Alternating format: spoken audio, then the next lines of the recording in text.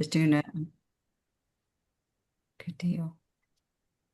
Just want to make sure everyone can hear us. Okay, perfect. I see a thumbs up. Okay. Um, we're a little after 1 o'clock. We're gonna go ahead and get started just really quickly.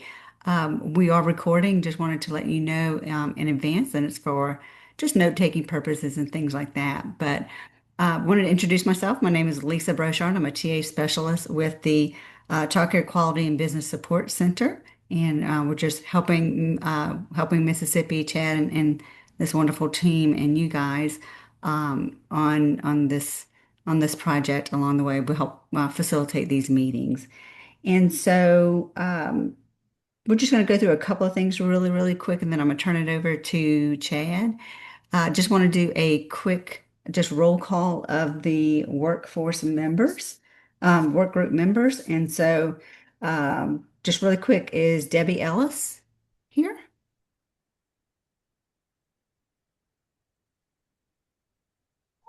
Yes, I'm here. Okay, thank you, Debbie. Vincent Burke.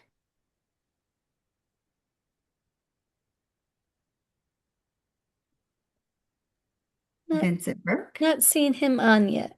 Okay, all right. Lori Rollinson. I'm here. Thank you, Lori. Cindy McCarley.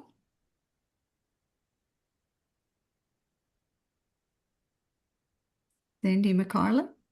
Nope. Okay. Matt Williams. I'm here. Great. Thanks, Matt. Dolores Sewell. Here. Thank you, Dolores. And Teresa, is it Liggins or Ligon? I'm here and it's Liggins, like Liggins. Higgins, Wiggins. Love it. Love it. Thank you, Teresa. You're Good. welcome. And that also helps us to make sure the microphones are working both ways too. So thank you for doing that. I'm going to just turn it over to Chad, who is going to talk to you a little bit, give you more of a welcome than I did, and talk a little bit about meeting norms and things like that, and then we'll continue on our discussion. Chad? Hey, thanks, Lisa. So you,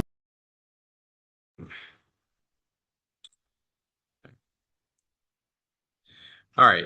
Hey everybody. So, hey, can everybody hear me okay? Yes. You can just turn your speaker off.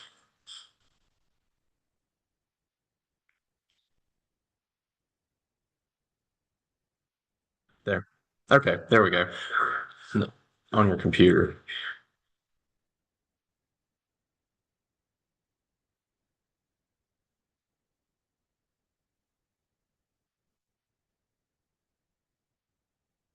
Okay. Hang on just 1 second, y'all. No problem. While they're working on that, we'll do a couple of other introductions. Amy, would you like to introduce yourself? Sure. Hi, everybody. Glad to be with you. My name is Amy Page. I also work with Lisa at the Child Care Quality and Business Support Center. And like she said, we're really pleased to be helping support Mississippi with these work group committee sessions. And it looks like we're ready to roll back to Chad in a moment. Hi. Okay, I think we're good to go now. All right, so hello everybody. Thank y'all for taking time to join us today. So this is exciting. This is our first work group for our licensing restructuring project. We announced this project a few weeks ago when we had the joint advisory councils. And when I say joint advisory councils, I'm talking about the Child Care Licensing Advisory Council, which is with the Mississippi State Department of Health, and the Child Care Payment Program Advisory Council, which is part of the Mississippi Department of Human Services.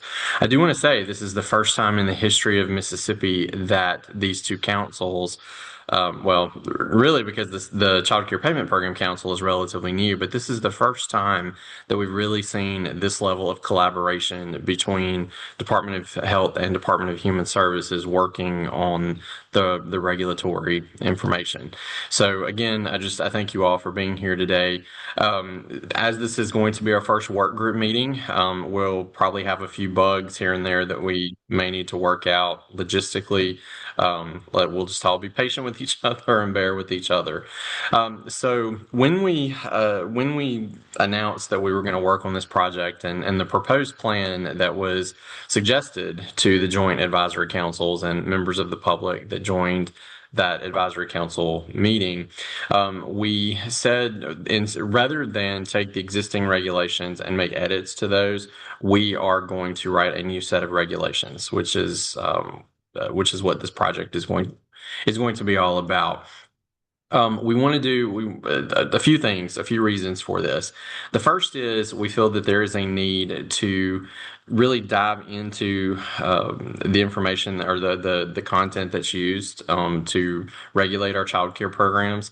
Mississippi Child Care Regulations at present, it's over a 270-page document. And that's really a result of regulations that have been written over the course of several decades, literally several decades. So we want to simplify the language. We want to remove room for interpretation. We want anyone that reads the regulations, whether it is child care providers, families, licensing officials themselves, other folks that work in policy, we want it to be very clear what the requirements are and how to follow those requirements. Because we want to reduce any regulatory burdens that currently exist while in making sure that we are still keeping our children healthy and safe. And the child care providers are going to be doing the bulk of the lift with the content writing. And so this project is going to be broken down into 3 phases. The first phase, which is where we are right now, we're going to focus on the required health and safety pieces that are required by federal mandate. Now, as we get into this content, again, it's going to be sticking to what the mandate is, making sure that the regulatory language satisfies the federal requirements without adding additional anything to those requirements.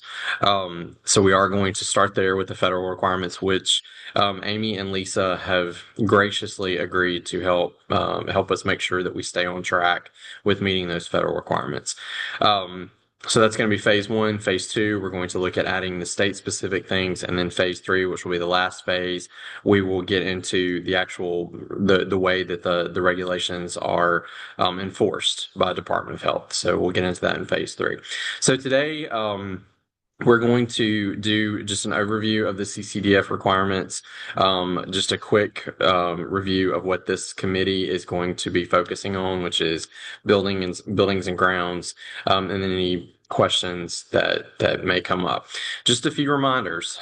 This is about moving forward with creating a set of regulations that is going to work well for our child care provider community, helping our precious child care partners make sure that they're keeping our kiddos healthy and safe. So this is about information sharing. We want everyone that's part of the council, we want them to give their input. At the end, we will have a public comment period. We'll allow members of the public that are not council members to give comment on any of the information that we covered today. As this is, this is a brand new venture for us. We just ask that everyone be open-minded. We ask that everyone just be respectful of each other's opinions. I can almost promise that there are going to be times when there's going to be a disagreement with something that may come up, but we'll talk it through and we'll come to a resolution. It may be a compromise, but we'll come to a resolution that is reasonable. So that is my promise to you. I am going to be present on the calls, but I'm not going to be leading the meetings. I will step in if necessary. If I need to referee, I need to get a referee shirt, with the stripes. But that also closely resembles a prison uniform, which may be a little more. I'm not real comfortable with that, but anyway. Okay, so again, we're going to dive in, and we want you all to participate, the council members to participate. Again, I'm so grateful to you all taking the time and making the effort to be part of this work. So I'll turn it back over. Good deal. Thank you, Chad. Okay, so let's kind of just jump on in. And so, like Chad said, this will be a discussion with the work group and the licensing team on questions. And again, there'll be time for public comment from everyone else at the end. So, going through a few things about the CCDF health and safety requirements. So we call it like a three-legged stool. There's really like three parts of it. There's the standards and regulations, which we'll be going through today. There's training on the CCDF required health and safety topics, and then there's monitoring. So making sure that those health and safety rules or standards are monitored for properly, and also proper training is conducted as well. So, but again, today we're going to be looking at standards and regulations.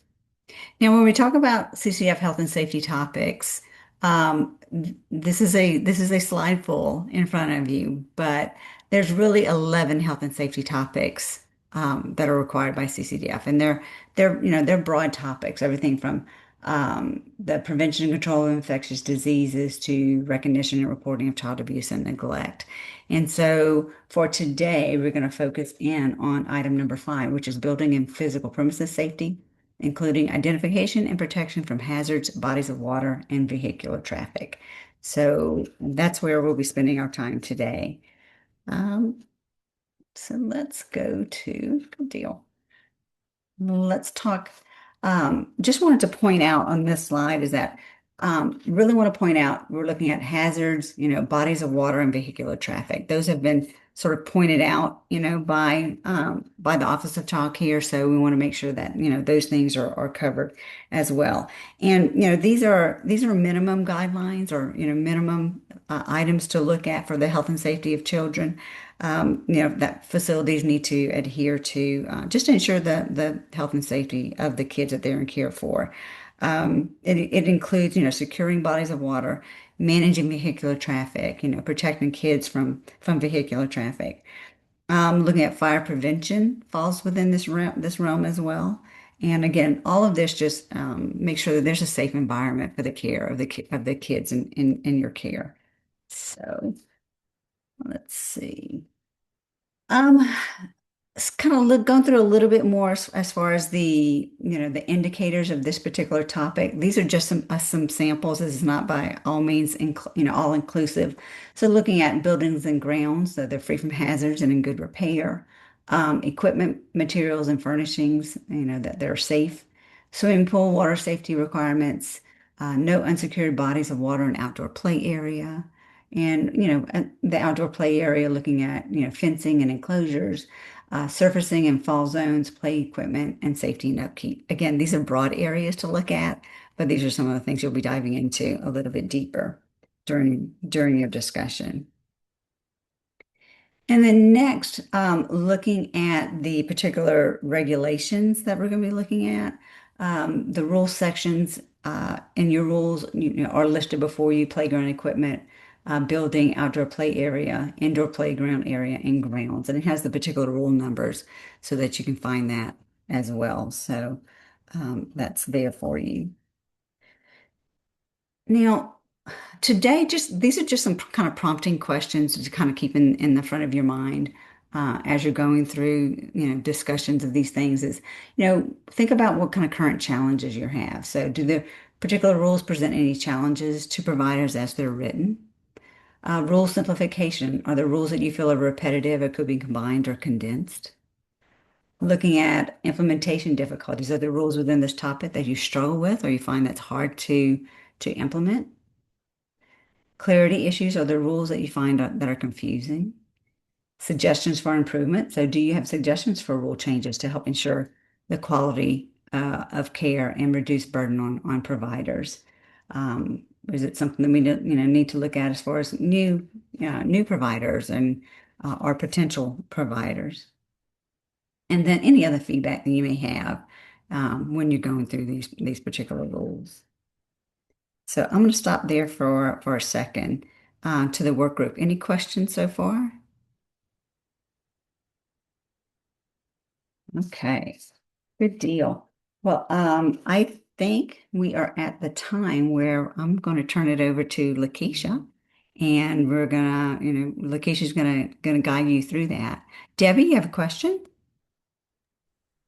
Yes, Lisa, when I reviewed the information that was sent to me by DECCD, I believe it was just a list of the rules that we currently have in Mississippi, but I did not see the square footage requirements in this group. Is that a different work group, or will that be included? Because that is my issue, the square footage Hey, and Debbie. clarity. Yeah, go ahead.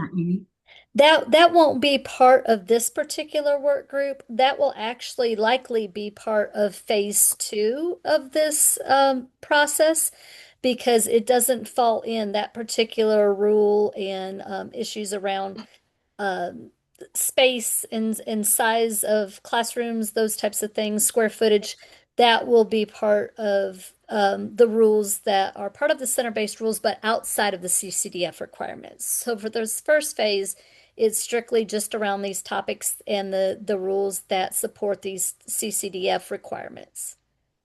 Okay, so I'm in the right group. I'm in the right group. It will be perhaps our next work session that might be discussed. Hey, Debbie, this is Chad. When we get to phase two, yes, this is the correct group. And when we get to Thank phase, you. we'll get into the square footage. I know that is definitely something that we need to clarify and simplify. Yes. You'll have to block some time for me because I have a soapbox to climb onto on the square footage issues and the trickery and deception that was involved in the adoption. Good. It's been very harmful to providers, but thank you so much for clarifying that, Amy and Chad. Thank you, Debbie. Of course.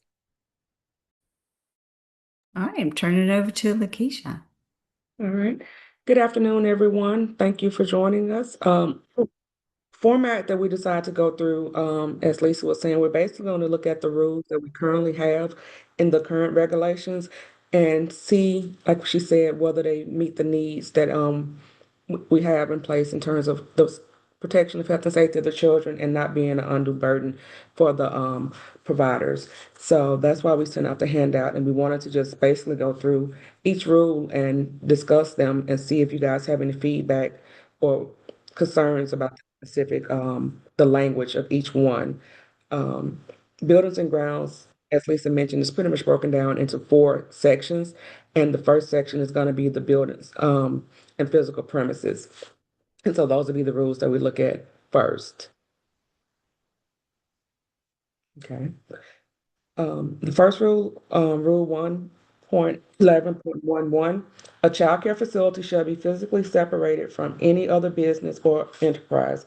Other occupants, visitors, and/or employees of other businesses or enterprises within the same building shall not be allowed within the physical confines of the child care facility for the purposes of entering the building or exiting the building or passing through the child care facility for the purpose of gaining access to another part of the building. Are we good with the verbiage of Rule 1.11.11, or do we want it simplified, or do we think it's okay as is? Well, I have some concerns with that one as well. Initially, that rule allowed similar like businesses to share a facility as long as they were separate in nature. In other words, you could have a duplex, or you could have one very large facility but have it petitioned off. I think that should be, for instance, adult daycare and child care. There are great advantages for having those programs similarly located. But this rule would not allow that. I think we need to consider um, special provisions with special permission for those who wish to have a light business in or near the child care facility. And that's my position.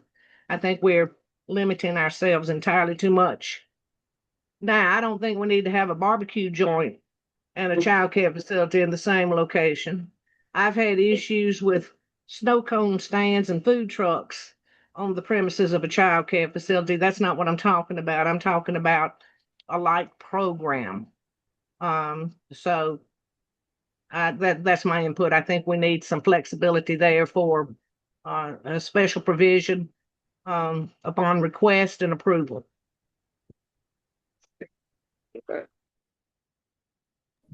This Any other thoughts? this is Dolores Sewell. I agree with that because grandparents programs really support child care, having them to be able to come in and read to the children.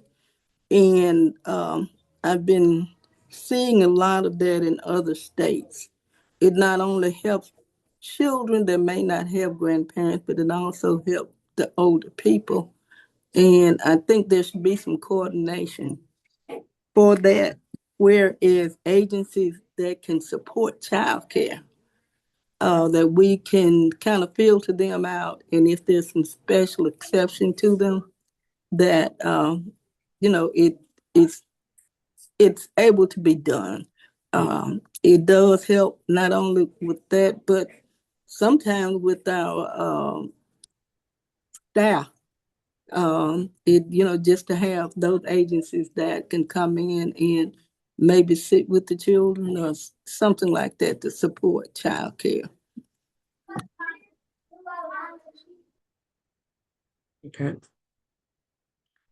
Anybody else have any thoughts on that? Well, initially when this was first dreamed up, I have my opinions on that too. Yep, Amy and Lisa are going to find out I'm very opinionated, but initially when this was recommended by the group that does this, it probably doesn't have one paid day in childcare. Many don't. There was an option for special circumstances, and I think that's always good. I'm not saying it'll be approved. I'm just saying there needs to be an opportunity if someone wanted to combine adult daycare and child care in the same facility and to the benefit of both. I think it should be allowed, and I think they should be able to request that. It was done that way initially, but of course, as they jockey for position and tighten and tighten and tighten and tighten and tighten and suffocate us with these regulations, this is what we got. Thank you. I don't see a problem with that. We'll make a note to look at modifying the verbiage for this rule to include the option for people to submit requests for special provisions, to have, like you said, the adult daycare and the child care center in the same building, if they can lay out a plan of how that would work and it wouldn't impact the safety of the children. I don't see a problem with having that, where people can submit that information as a request. So I think that's a good idea there. Thank you, okay. Any other thoughts or comments before we move to the next rule? Okay. Rule 1.11.12, all child care facility buildings shall meet all fire safety standards listed on the MSCH form number 333 and all applicable local fire safety standards and or ordinances.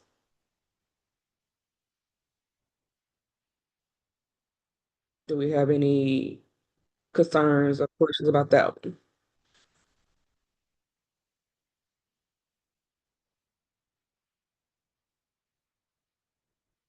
Okay.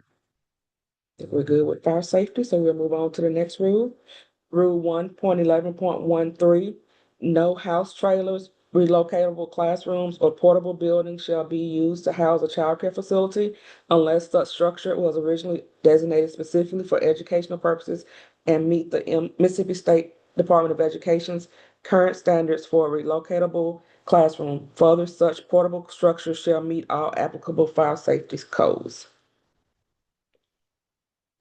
I agree with that. This is another rule that they worked with to get the verbiage correct, but I think that's really good. So I agree with that. Okay. Any other comments or concerns?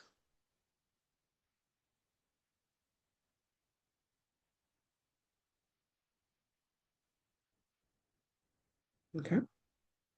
All right. Our next rule, Rule 1.11.14, current licensees operating facilities housed in such structures are exempted from this provision. Any change or ownership need for major renovation or other significant change in the facility's status shall revoke such exemption.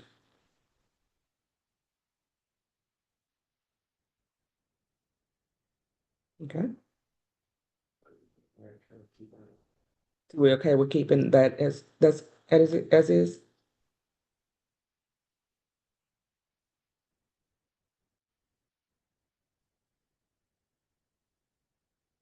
Lakeisha, Uh-huh.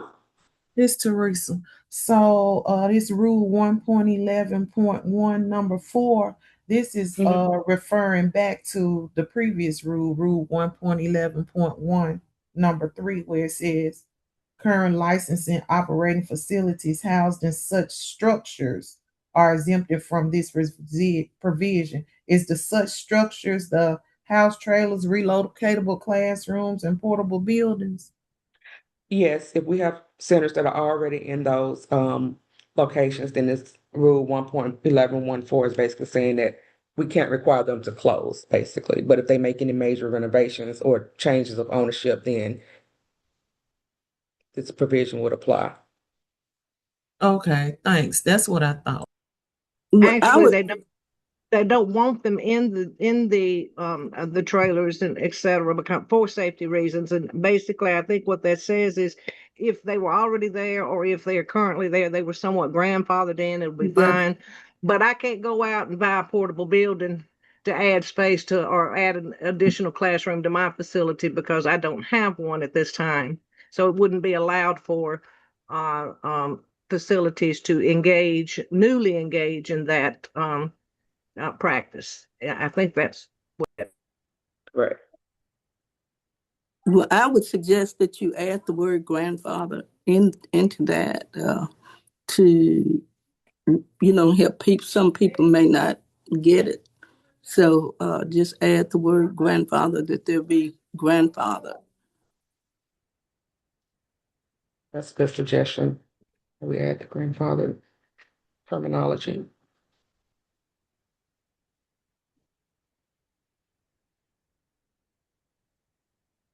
Thank you, that's Debbie. good, Dolores. That would prevent people from thinking they could go out now and find buy a trailer from the Department of Education and install it. That if you use the word grandfather, then it surely indicates that those buildings, facilities were already in place.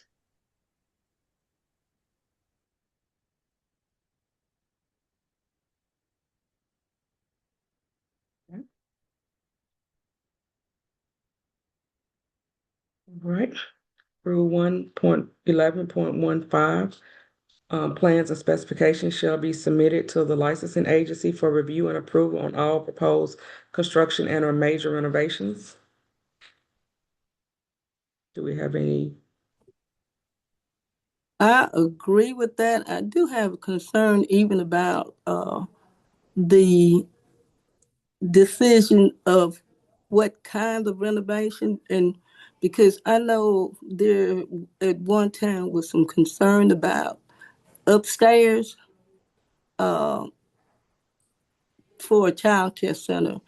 Is that allowed, or will it be allowed if someone decide to renovate and then they want an upstairs for younger children? A lot of that is determined by the fire code. They have to go in and approve for the ages to be upstairs. That's right, Teresa, correct? Am I saying that correctly? Yes, when the fire marshal comes out and does the fire inspection, it's determined by the fire marshal whether or not what ages can be upstairs and all of that. I didn't know that. I know at one time there was some concern about that, and I just be concerned about the safety of a younger child if it was permitted. Uh, in how would you make sure that that child did not wander off into a set of stairs? I think the few that they may have considered were usually older students that they were allowing upstairs, maybe preschool and school age. I don't know of any situations where they've said that younger children could be in an upstairs space. Well, I just, wonder if it should be noted That, in the that, regulations what level could be, okay. so that you can kind of guide the fire department in making their decision. I see what you're saying. So we need to add in addition to the fire department, that the health department has authority to say which ages can be allowed upstairs in a child care facility.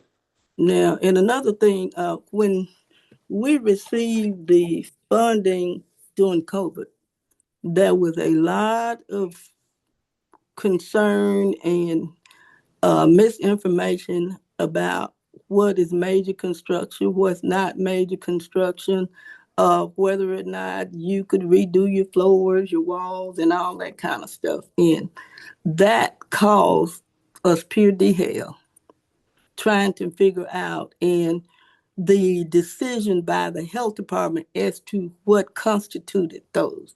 There was some controversy, different licensing officers interpreted differently.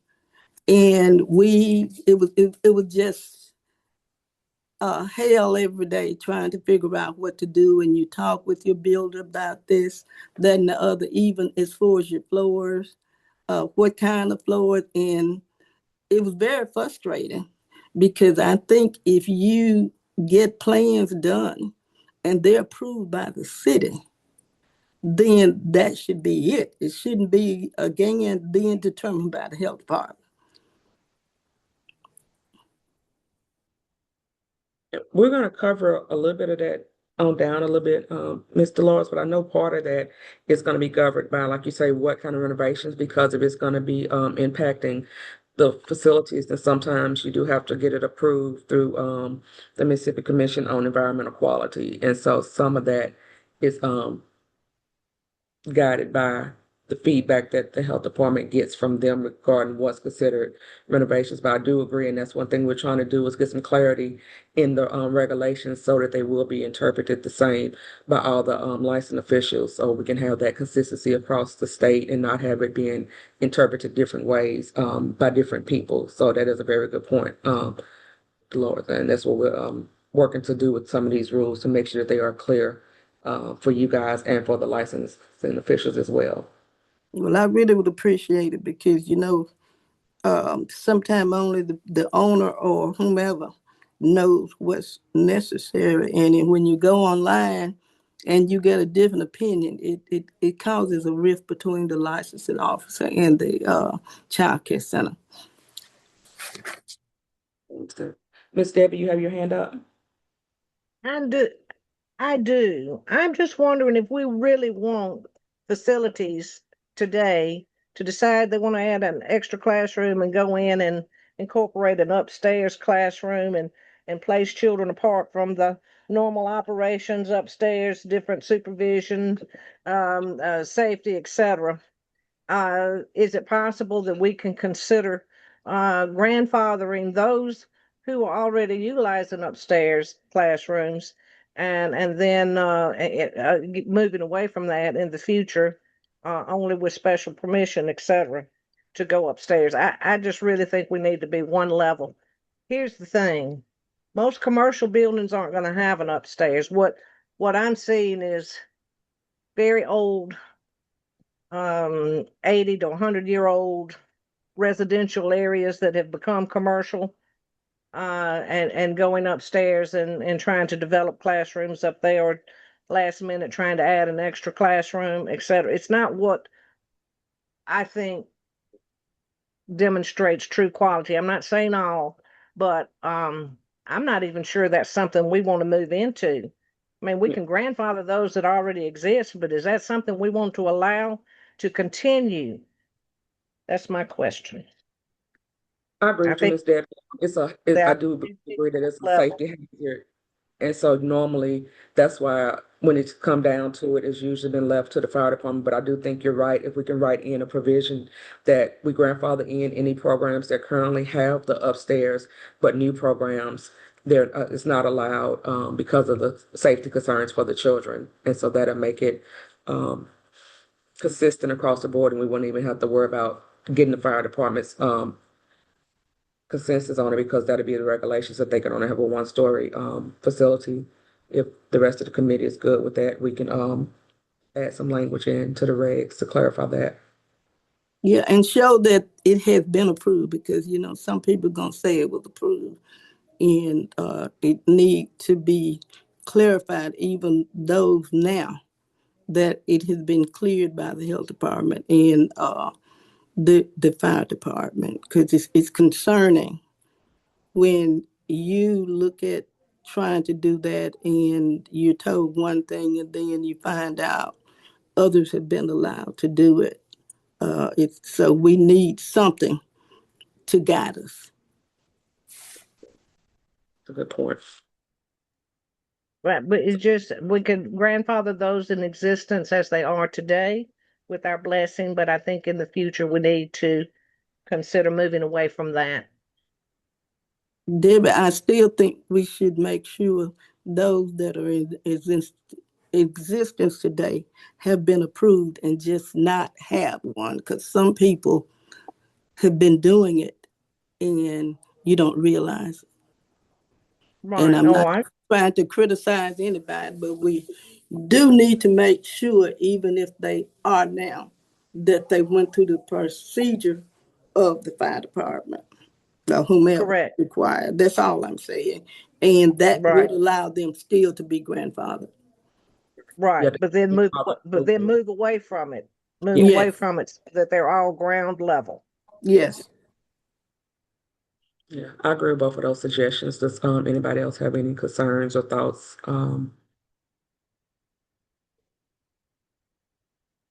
Okay, so we will make sure that any that are grandfathered in have met the fire department's requirement and that the health department has approved it. And then we will look at putting verbiage into the new regulations stating that all childcare facilities have to be one level moving forward for new licenses. So I think that's a good way to do that.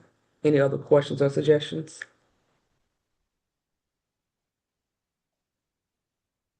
Okay. We're gonna move on to Rule 1.11.16. A separate space shall be provided for the use of an ill or injured child until the child can be picked up by the parents. Space shall be located in an area that is supervised at all times by an employee. Any thoughts on that rule? That is okay for new centers, unless you allow it to be used the director's office or somewhere. You know, those of us that's been in business for years, we may not have that, but we may use the office of the director. But you know, that we need to make sure that we know where, and that people don't say, well, you need to add this space, because some of us won't be able to do that. That's what I was gonna say.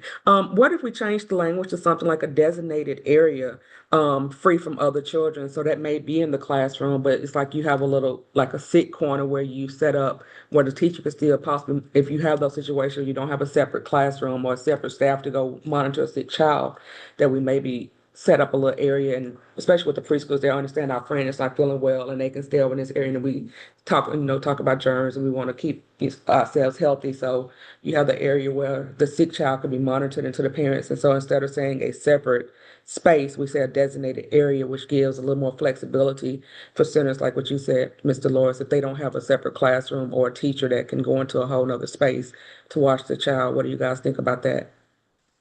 I think That's that's okay. good. That's good. We just want the child to be isolated, and so that there's no contamination and the child is comfortable. But I would just put isolated from the general population to the extent possible, with proper supervision to the extent possible.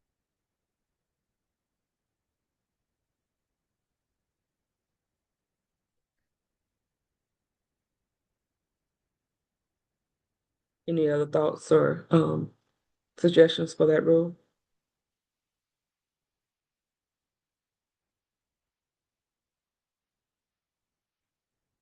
Okay. Well, we'll move on to Rule 1.11.17. The ceiling, floor, and/or floor covering shall be properly installed, kept clean and in good condition, and maintained in good repair. Carpeting is prohibited in kitchen areas.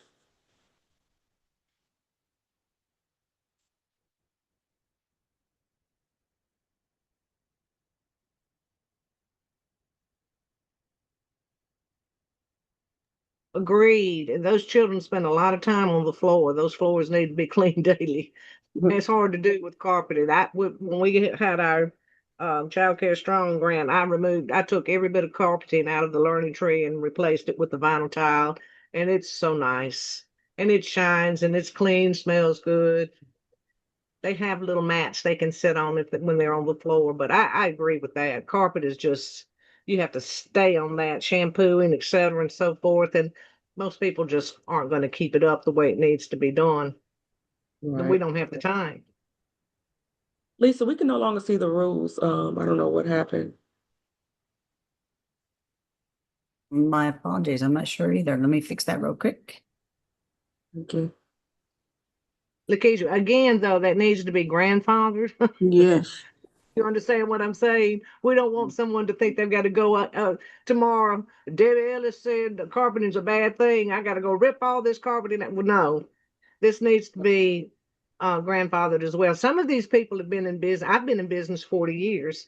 So, Right. like Dolores said, there may not be a sick room, and well, there may not be an opportunity to replace that floor, particularly now since we have no very, very, very few certificate children. Um, but I agree with it, but there needs to be some kind of concession for those who currently do have carpet. But they do need Right. to take that carpet out of the kitchen today if they can.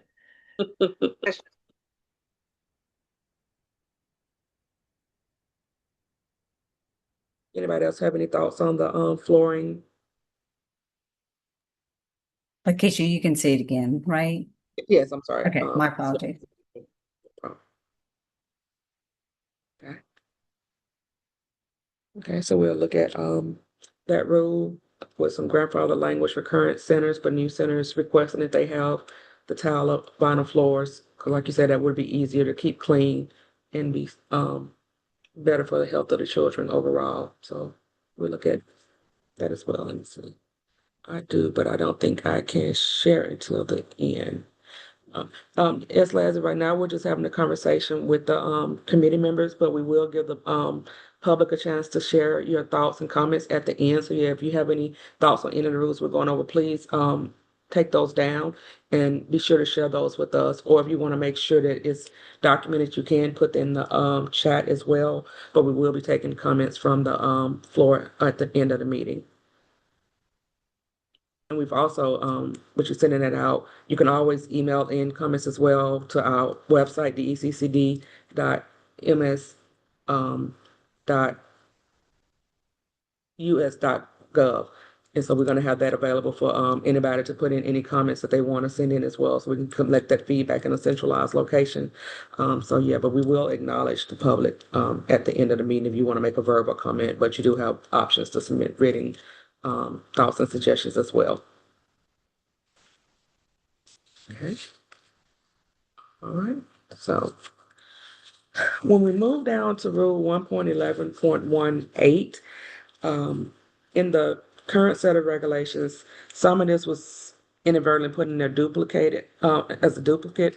But the first part of that is listed here, but it's also been broken out and put under the section where we're talking about protections from hazards. So we'll go ahead and read it here, but you'll see it again in another section because what the Lisa and Amy did for us was they tried to look at the rules we currently had and broke them down into which of those 4 areas they would meet. And so that is also an indicator that would be good for the protection from hazards, but it reads, all parts of the child care facility used by children shall be lead safe, well lighted, ventilated, and free of hazards or potentially hazardous conditions, such as but not limited to open stairs and unprotected low windows. So that kind of covers a lot, but it gives a good example of what we're looking at. Do you guys have any thoughts on the wording of that particular item?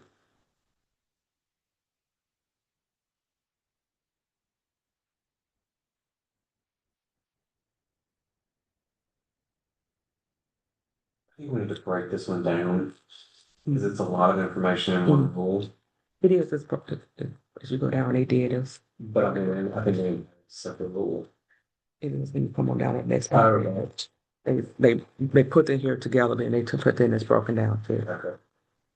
Do we have any thoughts on that part about the all parts of the child care facility, that first statement? I have a concern. There's a formula for lighting. Is that Okay. something the health department can help with? In other words, when you're constructing or when you're developing a classroom, there are professionals that can come in to tell you how much lighting you need to have and what kind, etc. Because the opinions will vary on what is adequate lighting. Trust me, they will vary. So there needs to be some kind of guideline or some kind of structure where someone comes in. I don't know if you have anyone trained at the health department to do that, but they can come in and tell you how many looms you need, what kind of output you need, etc., for that particular classroom in order for the children to be able to flourish in their activities. So we need some guidance that's You need provided. guidance on the lighting, and it's not in this section. You also need guidance on the size of your air units, how much air you need per child, and square footage, etc. There are guidelines for that, and if you don't follow them, you're gonna mess up, and the children are going to suffer. Maybe you thinking like an engineer would come out, or Yes, well, an air conditioning, a certified air conditioning, heating and air company should be able to tell you.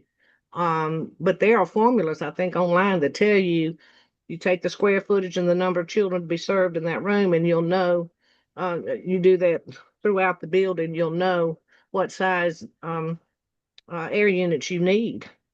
okay, Otherwise, the children are gonna be sweating bullets. yeah. So we need to make sure we have something in there stating they need to have Y'all approved. know how it is when we go in Costco's and Walmart lately, when they're saving on that electric bill. You need a portable fan to hold in your hand to go in there because they're saving on the utilities, but you can't do that with little children. And that's just a breeding ground for germs. So there needs to be some guidance on the looms for lighting and the size of the air unit that you need for each run for each facility. Okay. I have two huge units. The Yeah. contractor put in to save money, put in two that were not large enough, and I had to go and purchase bigger units, and you wouldn't believe the difference in the size, but it also pays for itself because the smaller units were just chug, chug, chug, and we were burning up. And I just replaced them, and now it's so nice. But there needs to be a certain, temp in that classroom, and that's maintained by those air conditioning units. I don't know. Some people may use window units. I don't know. I don't know if we've discussed that because a window unit has an open window on each side. But anyway, there are formulas and there are professionals that can tell you exactly what you need. Okay. I just thought Yeah, I would but add. we have always gone by the a certain amount of degrees that the building is supposed to be in the summer and the winter. I think that was in the previous regs, and we've kind of gone through that because at one point we did have some small air conditioning, but we had more than one for that area. So it did give us what was required. And so we may need to research that, because the main thing is if we can maintain a certain temperature. So we can do some research on that, and we can circle back around to that when we do our next meeting. Debbie, if you can find some more information on the formula and things like that that you mentioned, and maybe share it with the team, that'd be great.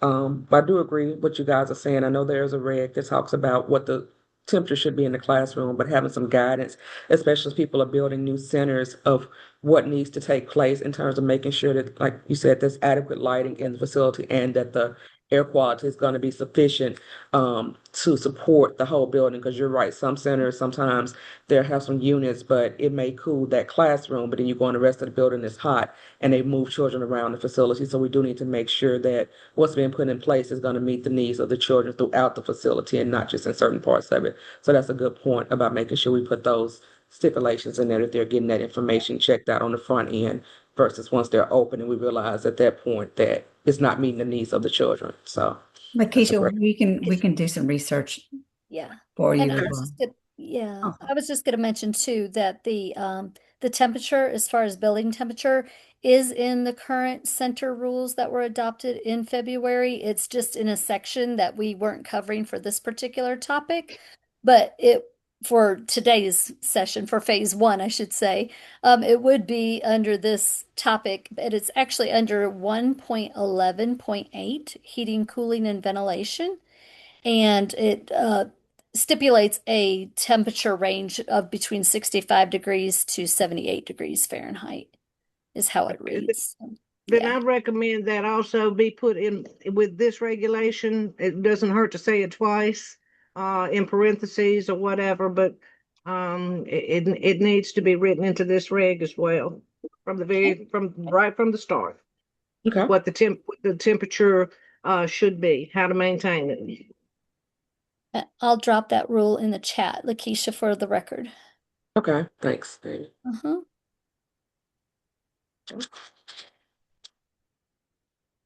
Any other thoughts or concerns? Those were some good suggestions. Do we have any other thoughts or concerns about the heating and cooling or the lighting for the centers? Or the comment chat. Should I don't think, this is Lori. I don't think we need formulas or anything. We just need to keep the temperature regs. I mean, it can get way too complex depending on what kind of units you have. If it's heat pump, it's, AC. Some people heat with gas, some with electric. I think we just have to maintain the temperature. And if it's a new building, the quality contractor, which I hope somebody would hire, knows all the requirements and standards for HVAC and lighting. Yeah, well, the provider needs to know them as well, Lori, as I said. And when in new construction, but if I will withdraw that if you put the recommended or the required temperature in this particular regulation. They don't need to be separated. Put it with this, what needs to be maintained, and then it doesn't matter what kind of heating and air you have.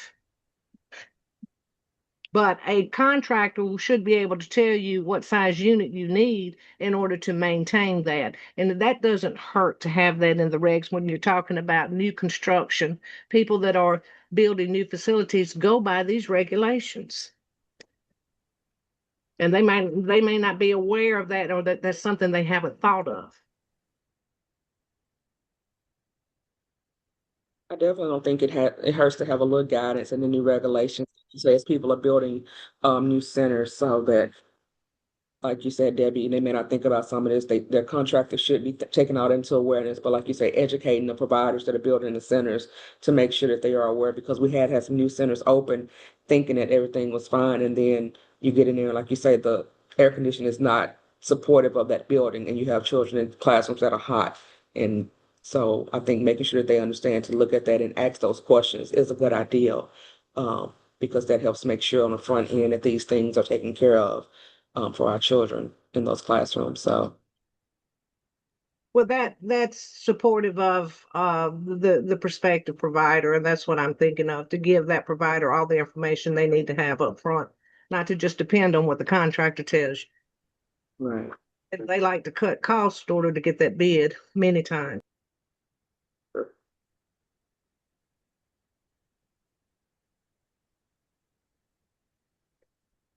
Any other thoughts on that before we move on to A?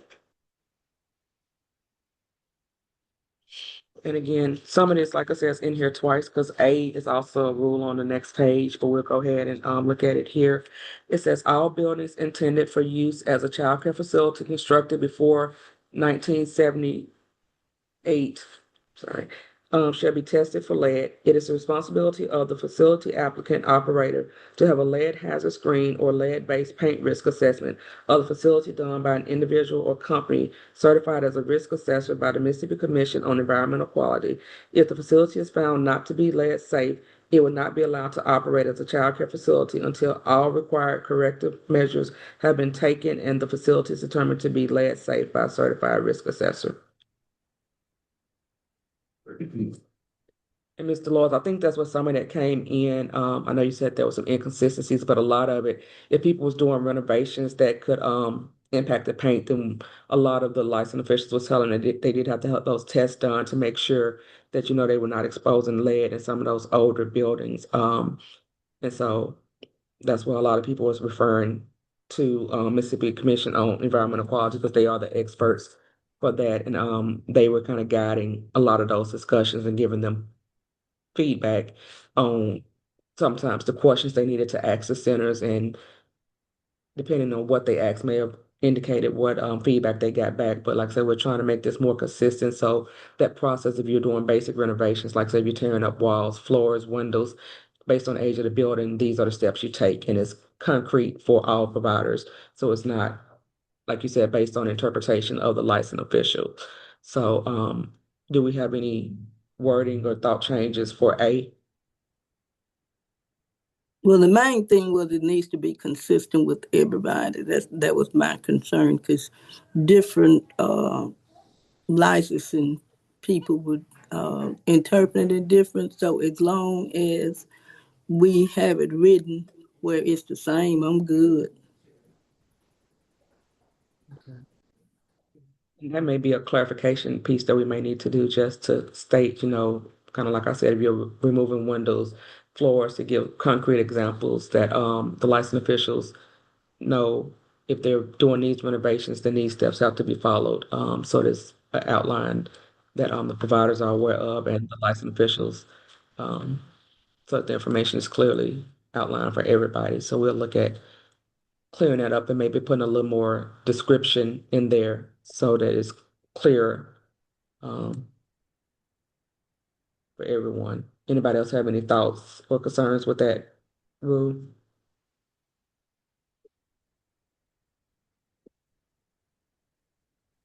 Well, again, let me say there needs to be some type of provision for a grandfather clause, et cetera, for facilities that were built with a pre-approved plan before this was adopted.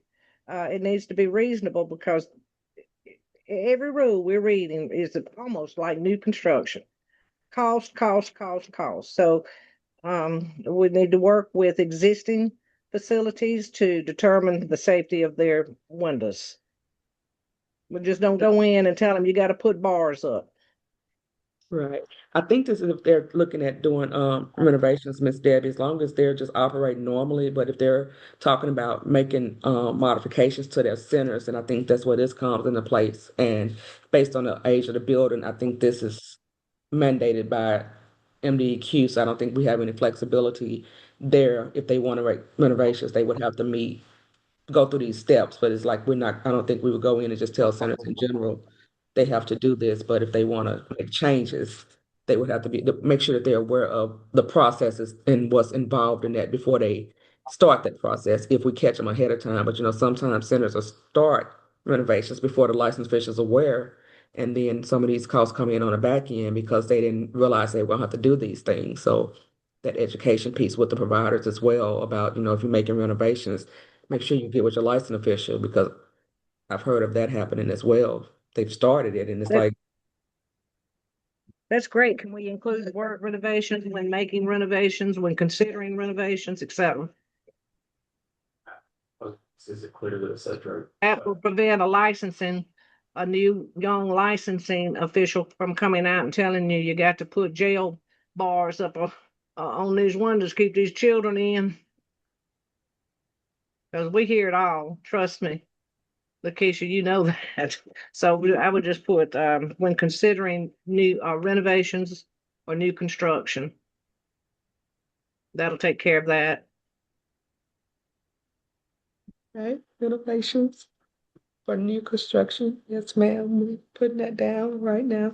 And what we're gonna do, we're gonna take the feedback that you guys are giving us, and we're gonna summarize it and get it back out to make sure we've captured the suggestions that you guys are giving us. So before we move forward, we want to make sure everything is being documented correctly. So that's why we're taking notes to get this back out to the committee, because we want to make sure we don't miss anything, because you guys are giving us some great suggestions on some of these rules to kind of make sure they're clear for everybody, which is what we want this process to do. Let me see. Yeah, my main concern is retroactive enforcement. We have been harmed by that. So that's why I'm saying that to include that language so it's clear to everyone. Yes, ma'am. That makes sense. We definitely don't want people thinking that some of the things we're putting in are retro, unless it's something that we have to correct. If it's a area where we have to be in compliance with the feds, that'd be different. But just some of these things to make things clear, we wouldn't want to go back and cause an undue hardship to providers by having them think that they have to meet new requirements if they've been open for years. So you're correct. We want to make sure that language is clear with the renovations and new facilities. So that's a great point. Okay. On B, Can I say I agree with that? Because before I built my building, I had it approved by the health department. The plans, everything. Once, about 10, 20 years later, they came and told me that there were problems. And I really had some concerns about that. So I think that's a very important thing, that if these rules are going to be rules, that nothing can go back later and say, well, they made a mistake. Uh, even square footage, whatever. If that's what they gave you 10 years ago and you were certified and licensed by that, that should be it.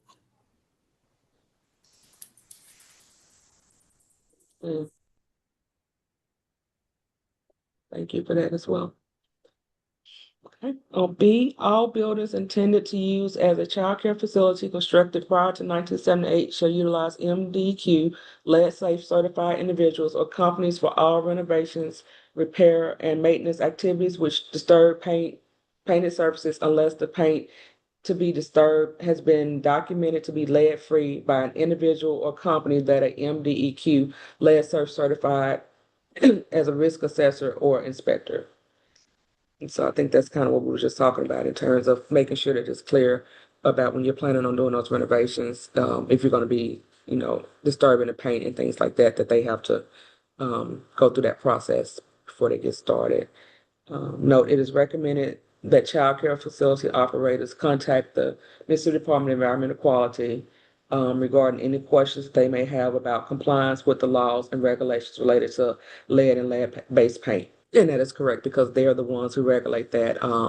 The health department has to go by whatever rules are put in place by MDEQ regarding the lead-based paint, because that is the department that regulates that. So we want to make sure that we stay in compliance with what they're saying. So us knowing the information and giving you guys contact with them so you can get the information directly from them is one way to make sure that we're all staying on the same page, because they do have the final say on that lead assessment. Do you guys have any comments or questions about being that note?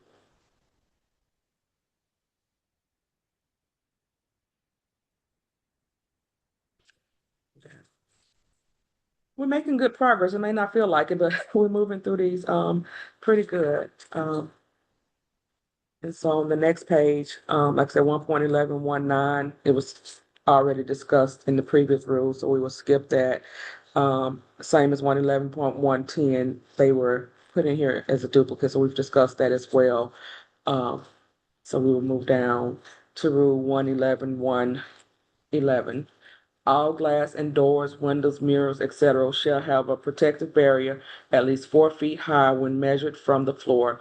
Doors, windows, mirrors, etc. using safety grade glass or polymer, e.g. Lexan, are not required to have a protective barrier. Glass windows and glass door panels shall be equipped with a vision strip 36 inches from the floor. Safety glass must be certified by the installer and the statement kept on file at the child care facility.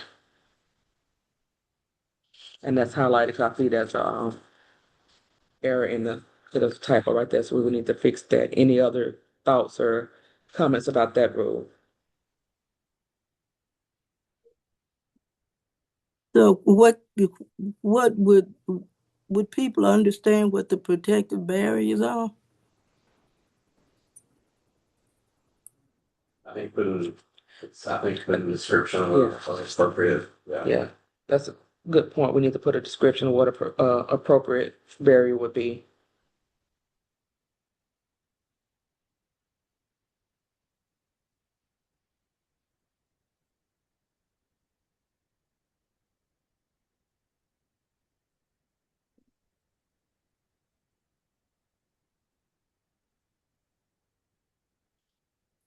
Any other thoughts on 111.111? There's a question in the chat box, Lakeisha. Yeah, this needs to be through. See.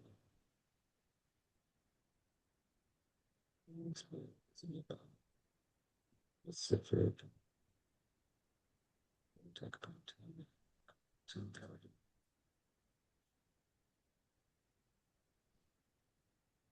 the ones. What do we see? What does mean? Follow this low. Okay. Those are comments and questions from the public. Right now, we'll get back to those, but right now we're focusing in on the committee members and their comments and questions. Got it. Thanks. No problem. And that's probably another grandfather statement. Most of it's probably going to be grandfather, because if you are in business now, you should have already met those requirements. Right. So it would go in effect after now as well. Right. Like you said, a lot of these are the current rules that were currently in the regulation. So if, like you said, Ms. Dolores, a lot of centers should already be meeting these requirements because this information has been in here. But like you said, we're trying to make sure we clarify that language. And like you said, put in a description of an appropriate barrier so that people understand exactly what's required. So you guys understand it. And so we have a clear understanding across the monitoring side of it. So it's monitored consistently as well. So we want to have clear regulations so that they can help ensure more consistent monitoring. So that's why your descriptions and suggestions are helpful because we want to make sure that the information is as clear as we can make it.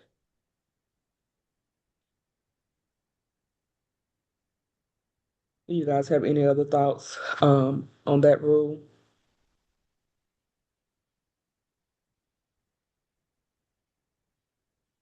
Okay.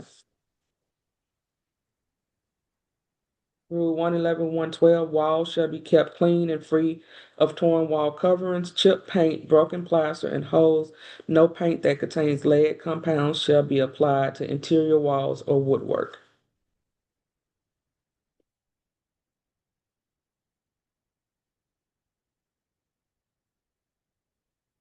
Do we have any suggestions or comments for that rule?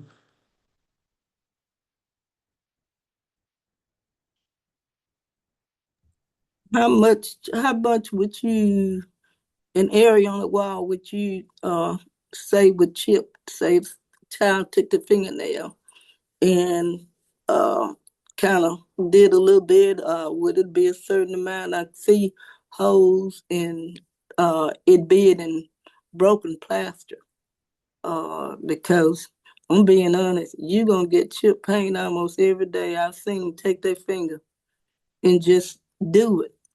It's not a large place, but uh, it's chipped. So would it be a certain amount of space or just any chip? Miss Teresa, I'm gonna ask you when you going out, do you guys have like in your policies, like how much you're considering to be chip paint as an issue? What do you guys have a standard of what you use to monitor that currently? Say that again, Lakeisha, so I can be clear, so I can understand what she's trying to She was say. asking about how much chip paint is considered an issue. When you guys, when you go out, I'm not going to speak for everybody. When you go out and you're looking at chip paint or torn plaster or holes, is there a certain size that you're looking at to say this needs to be fixed, or like what criteria do you use when you're currently monitoring a center for these issues? There's no certain criteria or no size according to the regulations as of now. But when I go out and I look, if it's noticeable when I'm walking into the room, if I can see where there's plaster coming down off the ceiling or paint coming off the walls or chip paint, or if I can see it, I'm sure someone else can see it as well, then yeah, it's recognizable. Is it like when a child can pull it and eat it, or is it just if you can see that it's chipped? Shoulder. Yeah, that's fine. It's when they pull off strips. Yeah. That's the issue. Like if it's just holes in the paint versus it being like strips that a child can pull. Okay, I just wanted to understand it because of, some situations where it's a ravel and it becomes an issue, a ravel that you can actually just cut off on a rug or something like that, and the child who just sits there and I'm not trying to be picky, but we've had people to make issue out of something that small. I do think that that rule warrants a little more consideration so we can look at it and make sure that the intent of it is being met with the torn coverings, wall coverings, and chip paint. So I do think we may need to look at putting a little more description in that rule so that it can be more uniformly implemented. So that's a good question, Ms. Dolores, because like I said, that's what we're looking at. If it's something that is not clear to you, then it's not clear to somebody else. And so again, Ms. Teresa told us how she monitors it, but that does not mean that another licensed official may be looking at the same way. And so that's the kind of things we're trying to look for, areas where we need to make the verbiage a little more clear so that everybody who's looking at it can kind of have more of the same understanding of what we're looking at when we go out. So that is a good question on that one, and we will look at the language of that one a little bit more just to see if we can clarify that some. So thank you for asking that question. Well, I just want to say things that I'm saying, people, these are things that have happened to me. And that's why I'm bringing them up. And they might sometimes sound far-fetched, but when it happened to you, it's not. That's understandable. We would definitely look at that rule so we can try to make it a little clearer for everybody. And then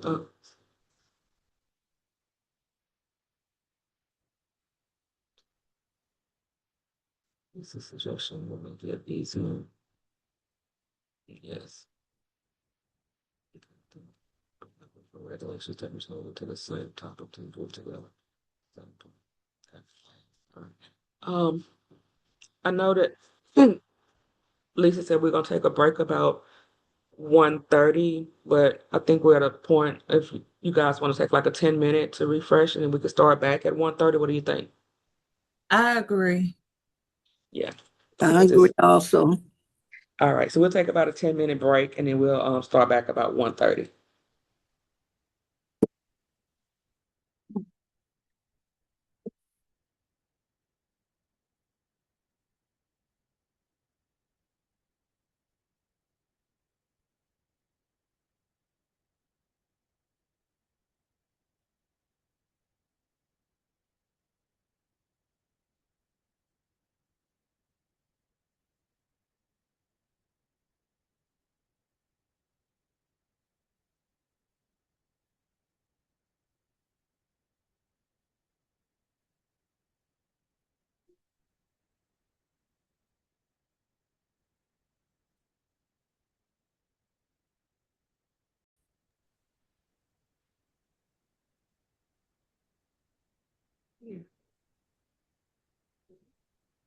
There.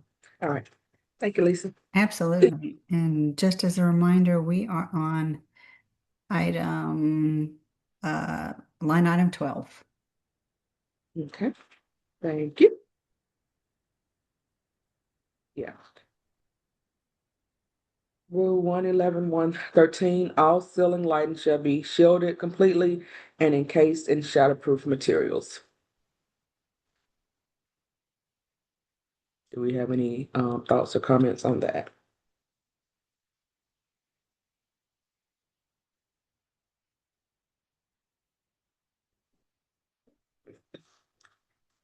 Okay. And some of these I know they're kind of generic, and I know we're going through a lot of information. So if it's any that you guys have thoughts that you want to email in, so we can have that information as well if you go back through them. I know we are covering quite a few rules today. Okay. We'll move on to 111-114. A child care facility shall have a working phone available to all staff at all times. Telephones shall also be available for incoming calls and shall not be unplugged or disconnected during business hours.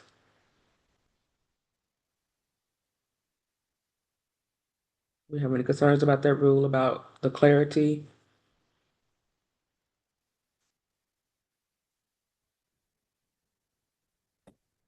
That Well, would that, I do. Is that a landline or a cell phone, or does it matter? I don't think it matters, but if we're gonna put in cell phones, we may need to make it clear that the phone needs to be on the premises. Because if you're using a cell phone, if it's your personal phone, like if you're the director, if you leave and you take the phone, then you don't have the working phone at the center. So we would have to think about that, making sure that it's clear that if you're using the cell phone as the center's phone, it should be on the premises whenever the facility is open. well, the other question is about some people have internet phones, and if the internet go out, there's a problem. Um, so should we have an extra phone or what? Yes, a extra phone or a second option of how parents can reach the center in an emergency. Because you're right, if you had internet phones, which a lot of people have nowadays, if the internet goes out, those phones are not working. But there should be a plan B of how parents can get in touch with the center in the case of an emergency. But So no, that well, that's a. I guess we need to put a pin in that, because that might mean that somebody at some point might have to use their cell phone uh, on the premises. So I don't know if there would be exceptions or not, but I know we've had a problem where um, our phones and so forth went out. Even when we had a landline, we had a problem with that.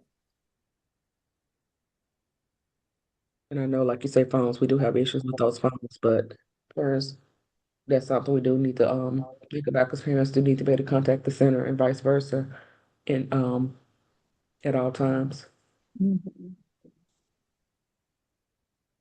I guess unless it's I guess a natural problem, we may not be able to, at some point in time, if there's a natural disaster, we still need to try and find a way to reach parents.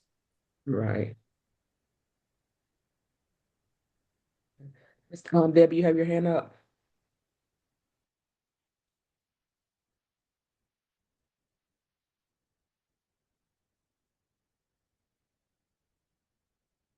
Miss Debbie, is your hand up, or did you or was it up from earlier? I'm sorry. Yes, yes, yes. My recommendation, and some may want to throw rocks, but I personally feel for the purpose of health and safety, that's what we're talking about here, that there should be a landline available at the facility, because if the wind blows too strong, cell towers are going to go down, go out, internet's going to go out. I mean, that happens on a regular basis at my facility.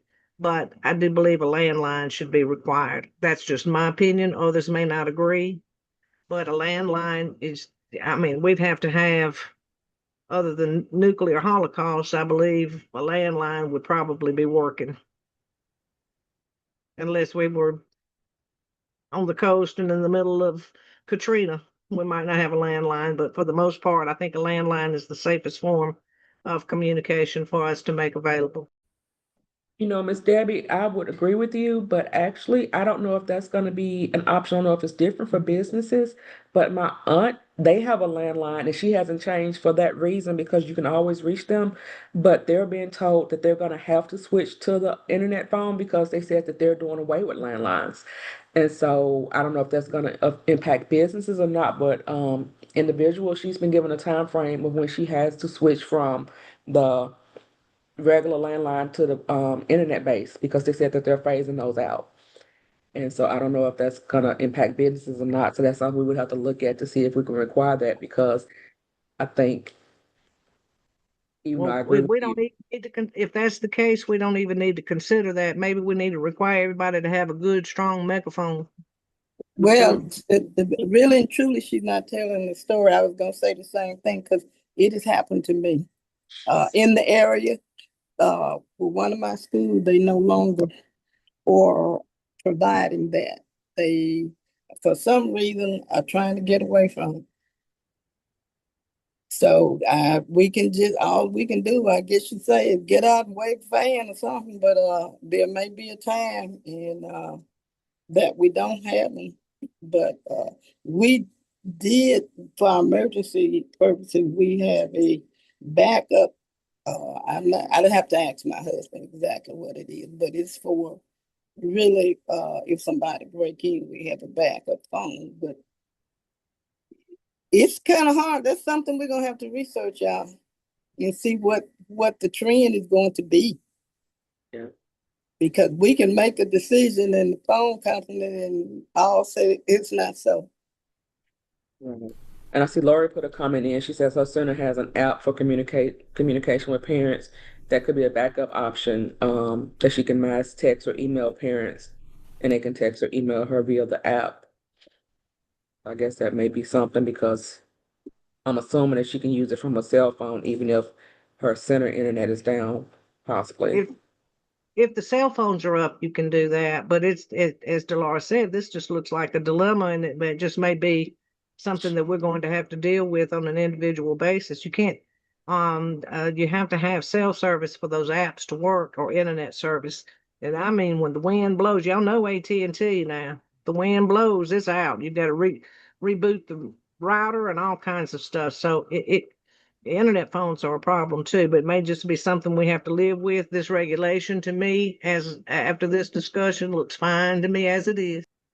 Well, I agree because my husband has worked with some of this stuff, and it's something at certain times just cannot be helped. Yeah, that's true. Okay.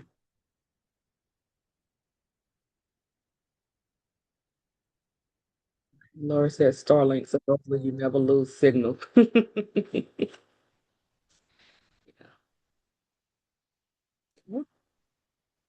So yeah, some of what we've discussed here is, I don't know who else on the emergency preparedness committee, but like you're saying, it's more so gonna be having a plan of how you contact your parents or what the plan is if there's an emergency, like you say, if the power goes out, the phones, and you can't reach people.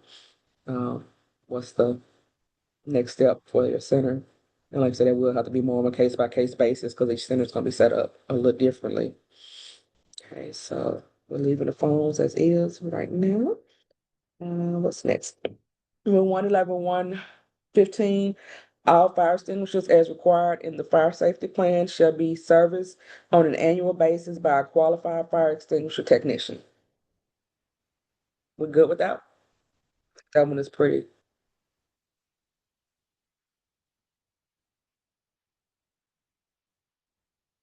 Okay.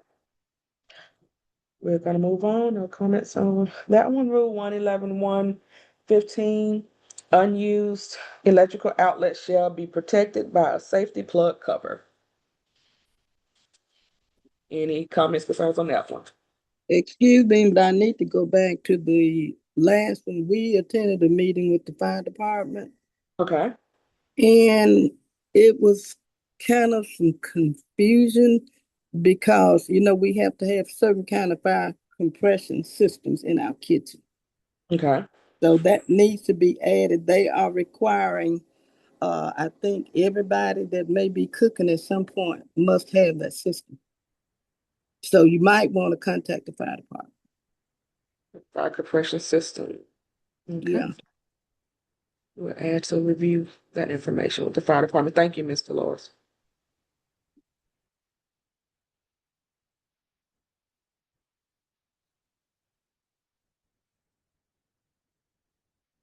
Any comments or concerns about the unused electrical outlets? Some outlets are the safety outlets that don't require one of the plug covers. We have those in our center. So we need to update that to reflect that as well.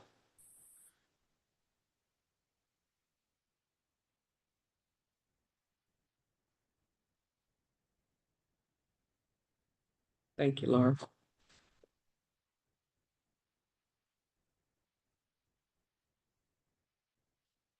You're right, some of the outlets now do have those safety covers built in.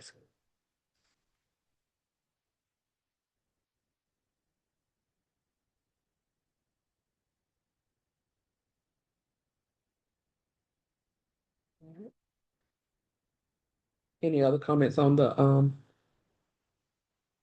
safety plugs? I would just like to add, maybe we could add the language saying that there are safety outlets, electrical outlets available. A new provider, someone doing new construction may not know that, but they're available, and that might be a good thing to look at, in the future. But that might save them some grief, a $50 fine. That is true. But it would be nice. It would be nice just for them to know that there are safety outlets available that close automatically when not in use. I believe that was Lori that said she had those. So, but that's a good thing for providers to know. Some may not know it. Well, some licensing officers may not know it either, David. So it'll be good for everybody. That's true. I was written up one time about it, and I had to show them what it was. It's hard. That is one thing that is hard to manage, and you can hoop and holler and dance and scream.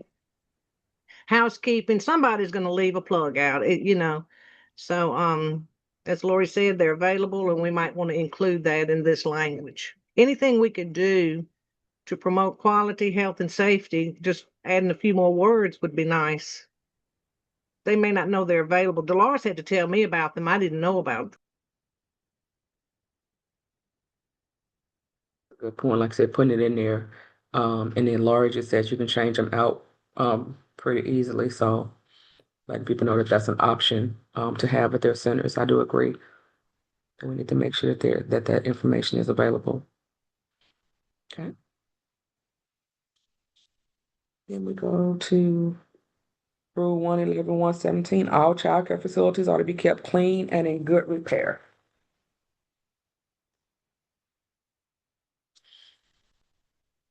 And I think that one is gonna kind of going back to the torn paint and things like that. We may need to just add a little bit more in there so it's a more consistent definition of what's considered clean and in good repair. So it's not as subjective across the board. And move it next to the regulation and talking about chips and cracks and chips in the paint, etc. It needs to come right after that to put like regulations together. Yes, ma'am, I agree. There was another one previously, and I've forgotten which one it was, but if it comes to me, I'll let you know. By the way, I put those formulas in the chat, Lakeisha, for Right. lighting Thank you, and tonnage, air conditioned tonnage. You're welcome. Okay.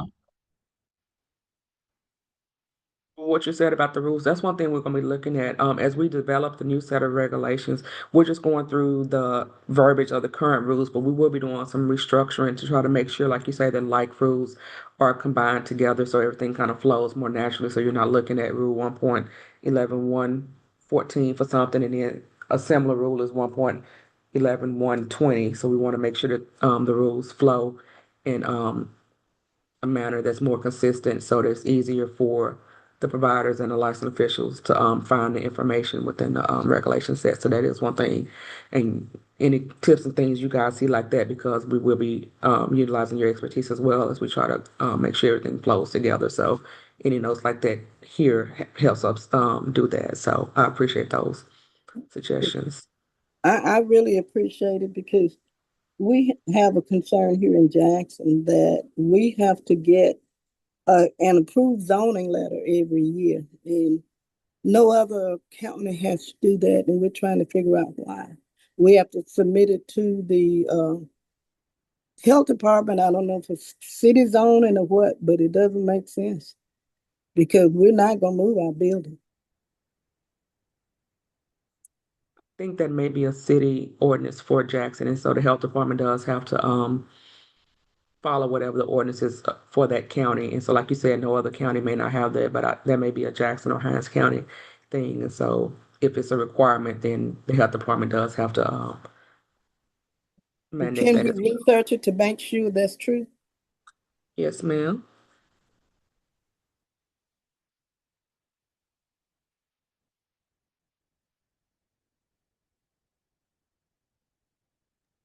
Dolores, it could be that your Hinds County Fire Department needs to come to Jesus. Maybe the Department of Health needs to let them know they've already handled this. They act like they didn't know what we were talking about. But if we can get it from some officials, it might help us to understand why. But it will help.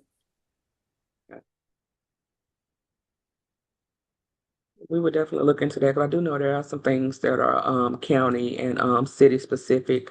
So we will check that to see if that is a requirement, but I believe that may be the city of Jackson that requires that. And Ms. German, who's the interim director, she put that in the notes that that is city of Jackson. We will try to get more information, like you said, to see are there any other options around that, but I think that is a zoning requirement for Jackson.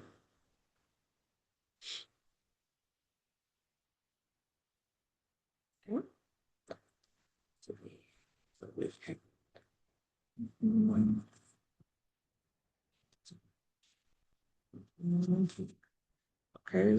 Any more comments on the kept clean and in good repair? Okay. All right. We're going to move on to Rule 111.118. Every child care facility which uses non-electric heating and or cooling systems, cooking stoves, and or hot water heaters or other non-electric equipment shall have sufficient carbon monoxide monitors placed appropriately throughout the child care facility.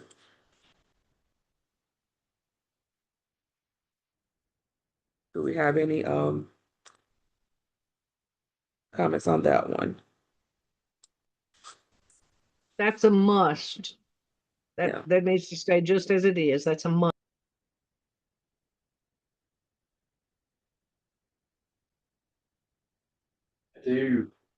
We're on 1.11.1, the carbon monoxide. I do think we need to identify what sufficient means. Okay. Sufficient, and then it's a subjective term. Yeah. You need to say, like if, like I would say within what distance of each of these appliances maybe. Okay. So look at what sufficient means for the carbon monoxide. Sufficient, It's the subjective, okay. Dr. August said that we need to look at what is sufficient carbon monoxide monitors placed appropriately and what is considered placed appropriately. We need to be a little more specific because that's kind of subjective in the language. So we need to do a little more research on that so we can give better guidance in that rule. So the requirement would stand, but we would try to clean up the language a little bit to make it. Like, how do they feel about saying so far from each one of these appliances? He was like, so how do you guys feel about saying maybe so far from each appliance versus just saying sufficiently appropriately placed? Or for each gas operated appliance. We could even do that. But certainly the space from the gas operated unit and the carbon monoxide detector that's crucial. You want them to pick it up as soon as possible. For number one, you don't want an explosion, but Right. you want it to be pick it up as soon as possible. Mine are hardwired, but I haven't thought about. We had already had guidance from the health department on where to place them.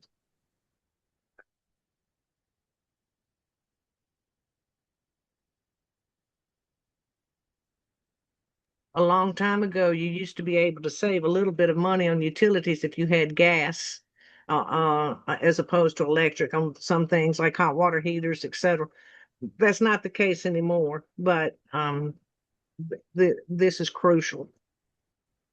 Yes. Great.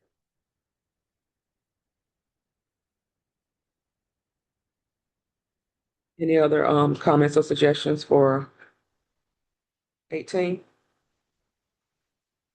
Okay. We're moving on to 111, 119. No extension cords shall be used in areas accessible to children.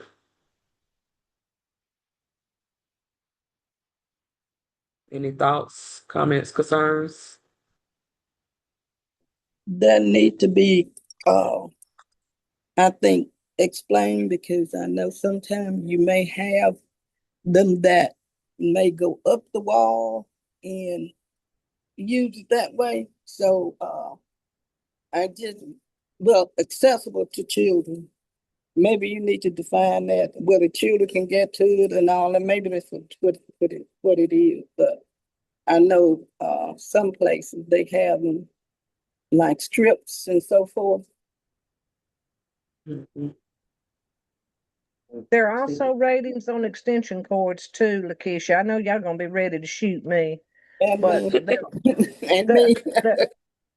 there are ratings on extension cords. You can buy a really good, dependable extension cord, or you can buy a piece of junk that's gonna create a problem. So I don't know what that regulation is. I just know that some are better than others. Okay.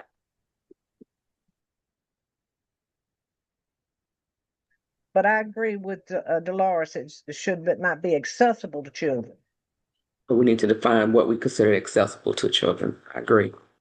Because if you've got the stereo or the CD player or something, you want to dance, but usually that's going to be if you maybe on a power strip or something like that. But you just want to make sure that you don't outlaw extension cords, but they don't need to be accessible to children. Right. Agreed. Okay.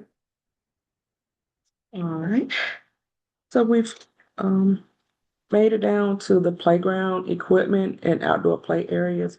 Um, Looking at the time, I'm gonna suggest, if you guys are okay, that we skip playgrounds for and come back to it if we have time, or just have some general discussion and move it to our next talk. Because one of the things that has been suggested is that right now with the regulations on playgrounds, we referenced a handbook for public playground safety publication, and it's been suggested that we pull out the criteria that centers will be monitored on, whether it's the surfacing, whether it's the use zones, things like that, and add that information in. And so I feel like that's going to create some discussion. And that handbook has actually recently been updated. So if you guys are okay, we'll move this to the end. If we have time, we'll have a general discussion. But I can send you guys the handout, the updated handbook, and maybe some ideas of some of the things we may want to look at. And then we can have a discussion with that on the next meeting. Okay, I see a thumbs up from Lori. Um, Everybody else good with moving past playground for right now? Yes. Okay. All right. So we're gonna move down past playground. That means we're going to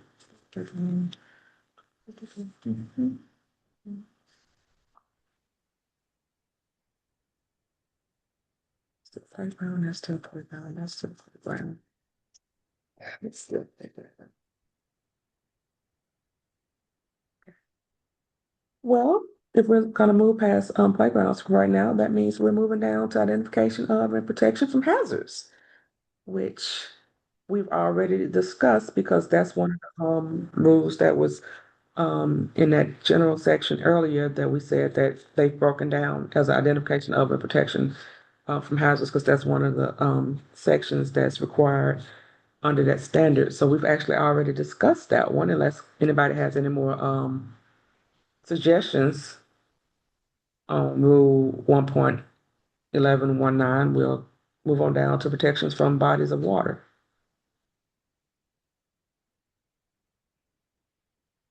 Okay. For identification of and protection from bodies of water, we have Rule 111.9.6. Outdoor playground areas shall be free from unprotected swimming and wading pools, ditches, quarries, canals, excavations, fish ponds, or other bodies of water.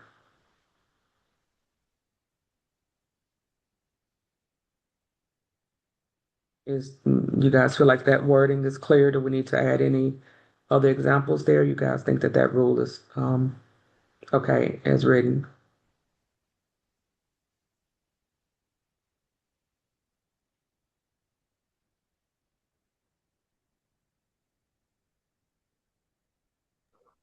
Which one is that again? We're under identification of and protection from bodies of water, Rule 1.11.9.6. Outdoor playground areas shall be free from unprotected swimming and wading pools, ditches, quarries, canals, excavations, fish ponds, or other bodies of water.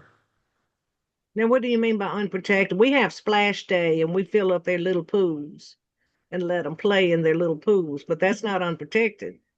So what is meant by unprotected? No supervision?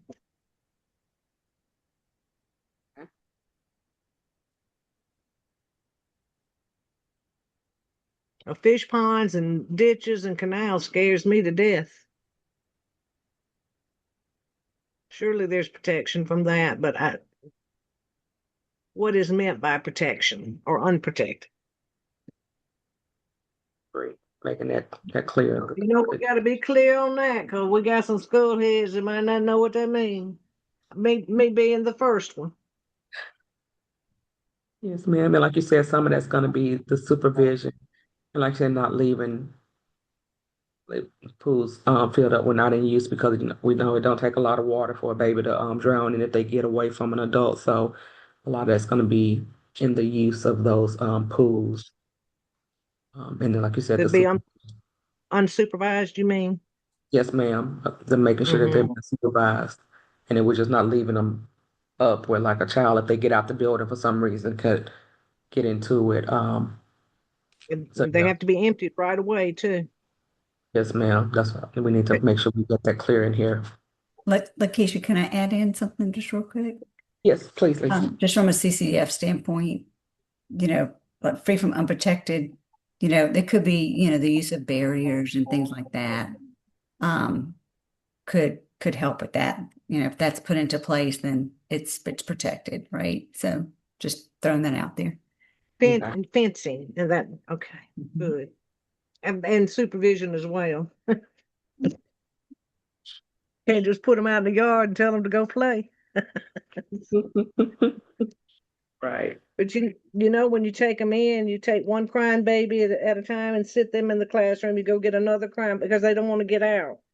So that's why I said that uh, we don't need to put this in the regs, but if you do that, make sure you empty those pools right away in case one of those little rascals gets back out. But I was thinking, as well, Miss Debbie, that these little pools be empty because again, it don't take a lot of water for a small child to drown in. So, Emptied immediately after you. mhm.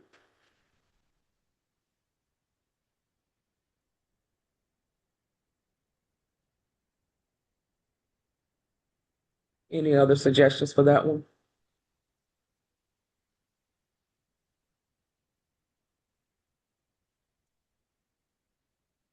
Okay, so moving to Rule 111.11.2, it talks a little more about the in-ground swimming pools. We definitely would want fencing. It says are prohibited unless protected by a 6-foot fence and a locked gate. All fencing shall be placed at a minimum 5 feet from the pool edge. So yeah. And I think as you guys was talking, we need to distinguish between, like I said, the swimming and wading pools, which I was thinking of like the blow up pools versus the in-ground pools to make sure that they understand the difference. Because like I said, those little blow up pools, like you said, Miss Debbie, need to be emptied immediately.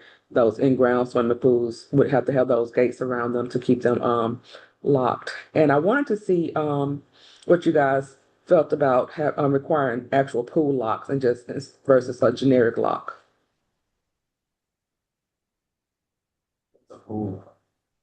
This one is a little bit harder for a child to be able to get through. Oh, yeah, you would probably need that to keep the neighborhood children out. Because they're Talking different. about, That was a talking lock. I about was just thinking on the pools, if we want to be a little more, if you're going to have the pool, I think the more protection we can have, the better. So since they actually make pool locks, I was thinking maybe we actually specify that they have to have a pool lock and not just a generic lock, because saying a lock can be anything from a little small key lock, but they have some, and I think pool locks are a little bit harder for children to, unlatch. And so it'll make it a little harder for a child to, if the pool is off of a playground. Um,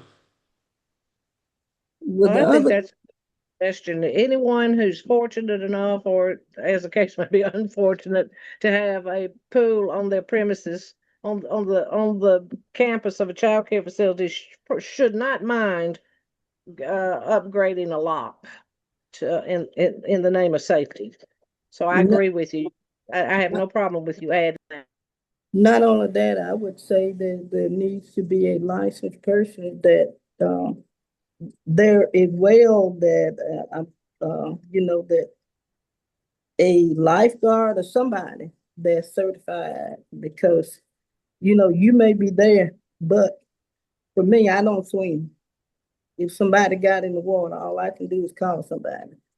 So if we're gonna have a pool, we might need to make sure that a person with the uh, right uh, requirements are present, and they may be too strict, but uh, it's about the life of a child. I But agree, Delores, Mr. you don't need that for a wading pool. But if you've got an in-ground swimming pool, or That's what I'm talking about. That's what I'm yeah, talking there is a requirement for a certified lifeguard, but it's in the school age section of the regulations. Once again, it needs to be included here as well. There is a requirement for a certified lifeguard. I cannot tell you the number of lifeguards I sent to training every year at Delta State in order for my children to go to the country club. I had to send my own lifeguard. In fact, the country club started using my lifeguard and let theirs go. But I had to meet that regulation.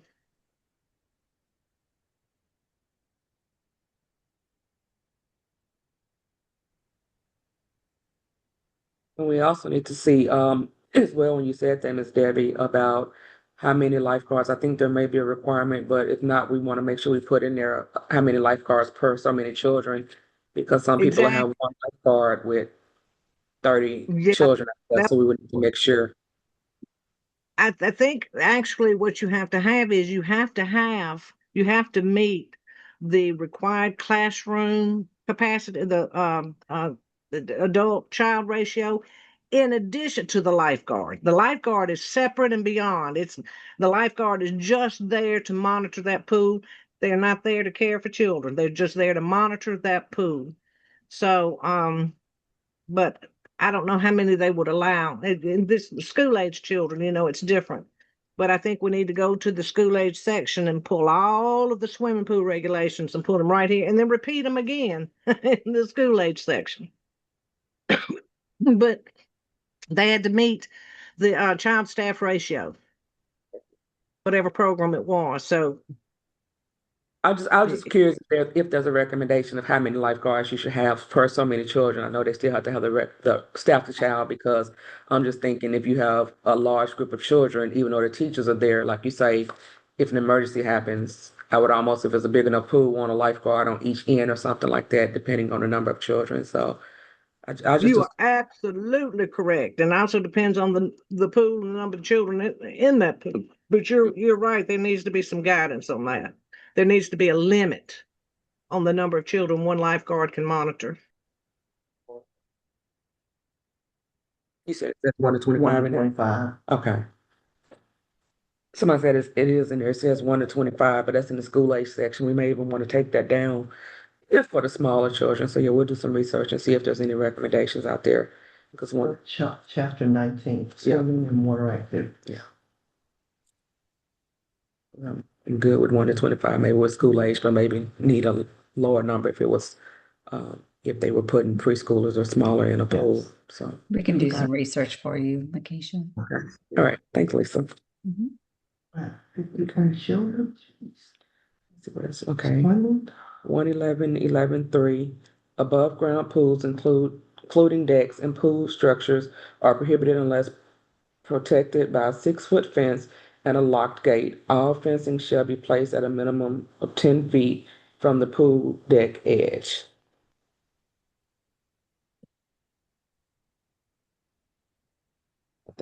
Any thoughts on that?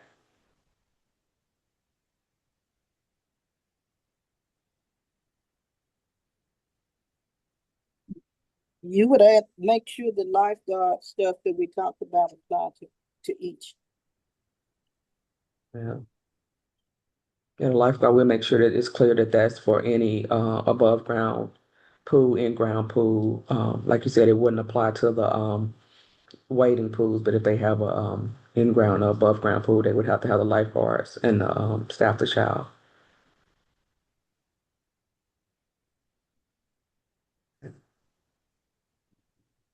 And then the last one on that, 111.11.4, all paved surfaces shall be well drained to avoid water accumulation and ice formation. Any thoughts?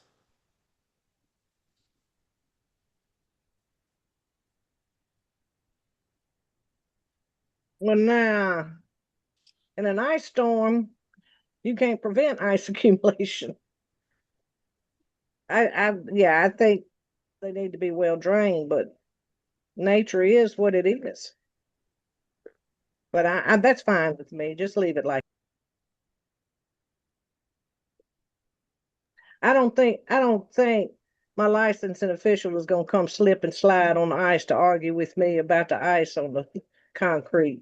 She's gonna be nice. She's not gonna want to be out there in that anyway, and we won't be.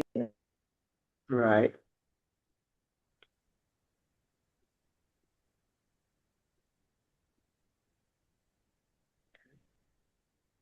All right, we're down to identification of and protection from vehicular traffic. Got Rule 111, 1.4.12B, arrival and departure procedures for children, procedures for protecting children from traffic and other hazards during arrival and departure and when crossing streets. This is talking about having a policy and procedure for that.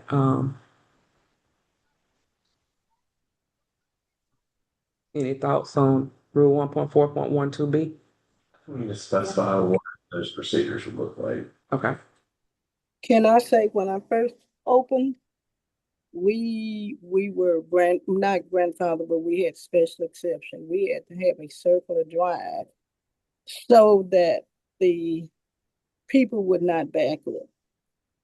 And now I see some centers are not required, and the kids are allowed to go behind the cars and so forth, and that does concern me about the children getting in and out of the car And Dr. on the August, premises. we agree with you. Dr. August was saying that we need to put some clarification on what those policies should look like.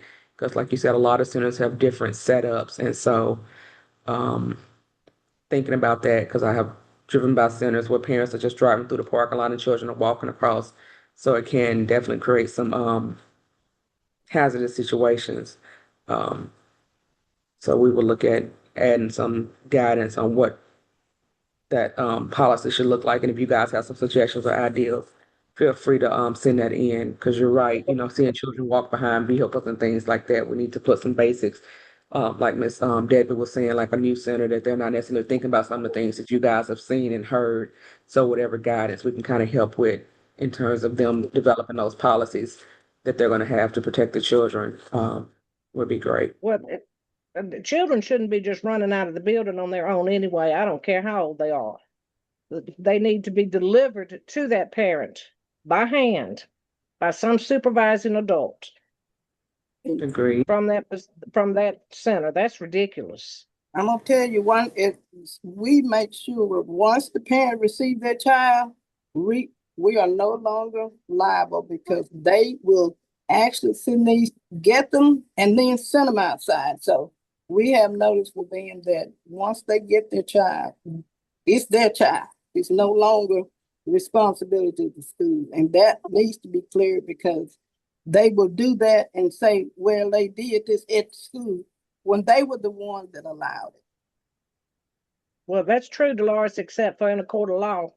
But I tell you this, I know. there are times these talk. I mentioned having the come to Jesus talk. I'd take that parent in and tell them just how it's going to be. They're not going to get sued. They need to hold them by the hand. I agree, but I just wanted people to know this is a policy that we try and at least encourage them. We need to say the parent need to come in and get their child. Something need to be in there that it's their responsibility to come into the school, get their kids, and walk them out. It may not be something can hold up in court, but we need to have something in there to make parents accountable. And they need to hold them by the hand, because just like they've come to collect their children, other parents are pulling up in there to collect their children. It can be dangerous. It can be like a street. They need to hold them by the hand to take them to their car, or they need to be delivered by a staff member to that car. But they don't need to be unattended or unrestrained. And we'll put them in the car and with the car running, and then come back into the building. Well, I had one to break loose. She had Down syndrome, broke loose from her mama, and ended up in the middle of the street. I ate her mama up. She said she was from New York. Miss Debbie, are you suggesting I smack her? I said, yes, that's what I'm telling you. You smack her right now. Oh my God. Well, when a child is harming themselves or others, it's okay to spank them. Well, I'm saying this because at least there is a rule, whether we can go to court or not, to say that there's a rule that they need to get their kids, because they go to the health department and they lie. So at least we can have some backup from the health department about the rule that you should have your child once you go out and all that good stuff to encourage parents to do the right thing. And you have to train these young parents to do right. Yes. That just make them hold them by the hand until they get them safely in their car seats. Yes, definitely an education issue with some of the parents, and like I said, reinforcing it, but it don't hurt, like you guys said, to have clear information in the regulations. And then when centers write their policies, they write them as detailed as they need to for the parent population they're serving, and then doing that education and training and reinforcing those expectations if they're not being met. Because again, the last thing somebody wants is a child to get hit by a car because a parent sent the baby on out to the car, or they put them in the car and they left, because some of these children are smart enough to get back out of the car nowadays by themselves. So it's so many different scenarios that could happen in that. So yeah, I think all that everything everybody has said. Teresa, you unmuted. Were you finna say something? Yes, I was just going to say, in reference to the safety of the children arrival and departure, Lakeisha, maybe you should note that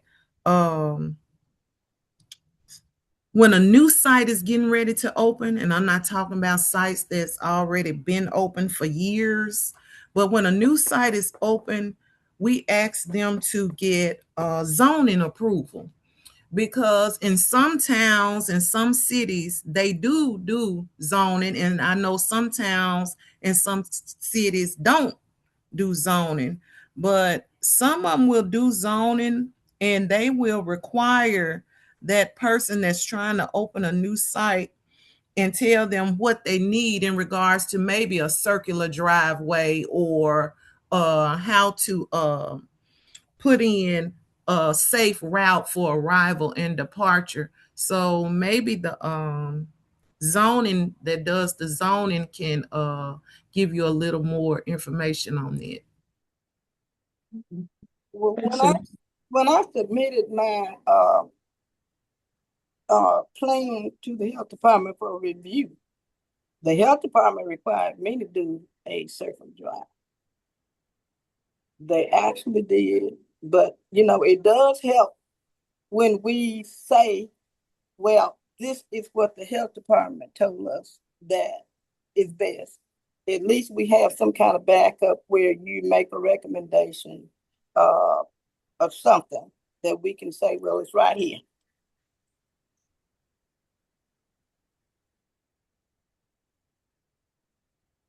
Teresa, we might be able to do some research on language that you can react to. Okay. Okay. That'd be great. Let's see. The last rule. Can Go I ahead, just ma'am. add, I Yes, have ma'am. the circular drive, but it is one-way traffic. And it is designed so that the children are exit the vehicle directly at the door of the learning tree to come in. They don't have to cross in front of anyone or behind anyone, etc. And that's a good policy to have as well. But as far as those little rascals getting out in the street, now I'm gonna be outside fist fighting with some mama. Y'all come get me now. Yes, ma'am. The parent, Okay. you have to have a partnership with the parents too. You do. But this is very serious.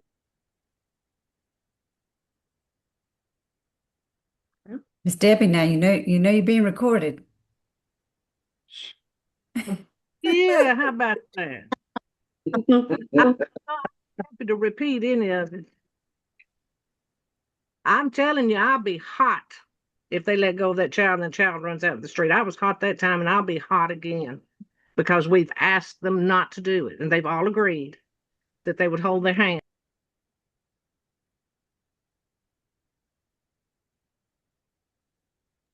We don't even allow our children to touch the front door. They cannot touch the doorknob. It can only be opened by a parent, and that is a strict rule.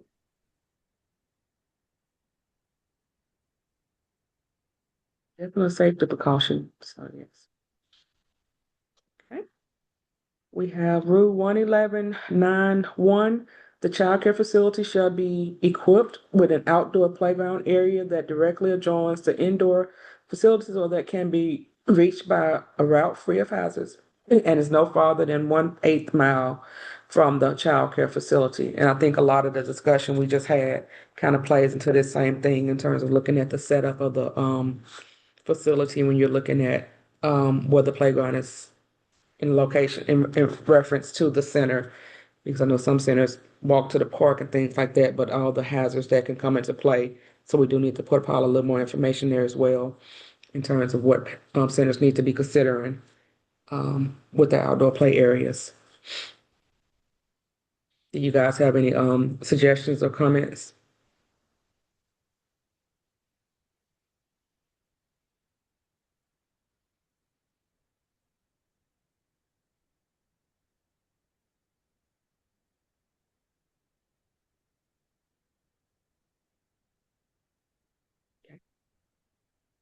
We could look at that some more too when we talk about the playground on the next meeting.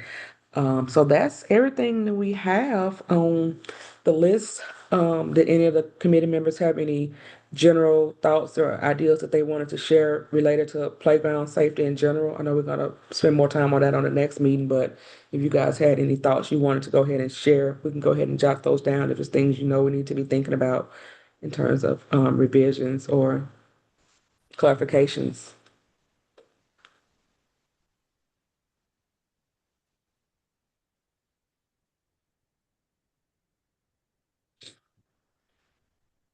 Okay. If you guys think of something, let us know. In the meantime, we do have the comments that were placed in the chat that we will go back and review. But before we do that, I would like to give the public a chance to share any verbal comments that they have or any questions that they have about anything that we discussed.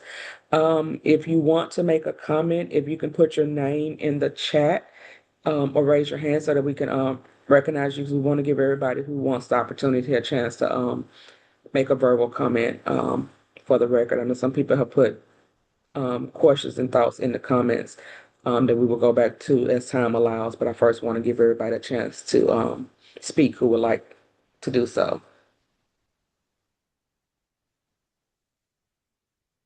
All right. Miss, is Leslie Hollingshed?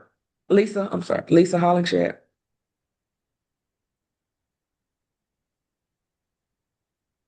The floor is yours, Miss Lisa. Thank you. I was trying to get my mute turned off. I have a couple of questions and a couple of comments. My first question applies to that first regulation about programs operating along with another business. How does that apply to businesses that operate during different hours from the childcare facility, like a church? A church and a childcare facility might be in the same building, but the church is not open while the childcare facility is open. So with that, that's not considered a conflict, because I know some churches do use like the Sunday school classrooms, Mhm. for childcare classrooms. So as long as they're operating as two different businesses, typically that's allowed as long as they're making sure the space is set up for the childcare center doing the normal operations. Okay, that's what I just wanted to clarify.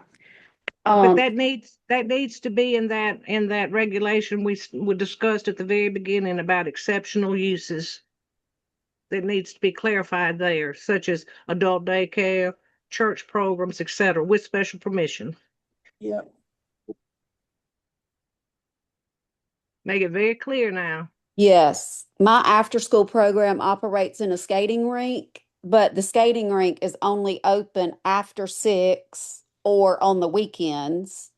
And it's operated as a childcare facility through the weekdays. And I know there are several programs in Mississippi that operate like in gymnasiums where they teach gymnastics and tumble and stuff after hours, but they have their school agers there during the afternoons or whatever.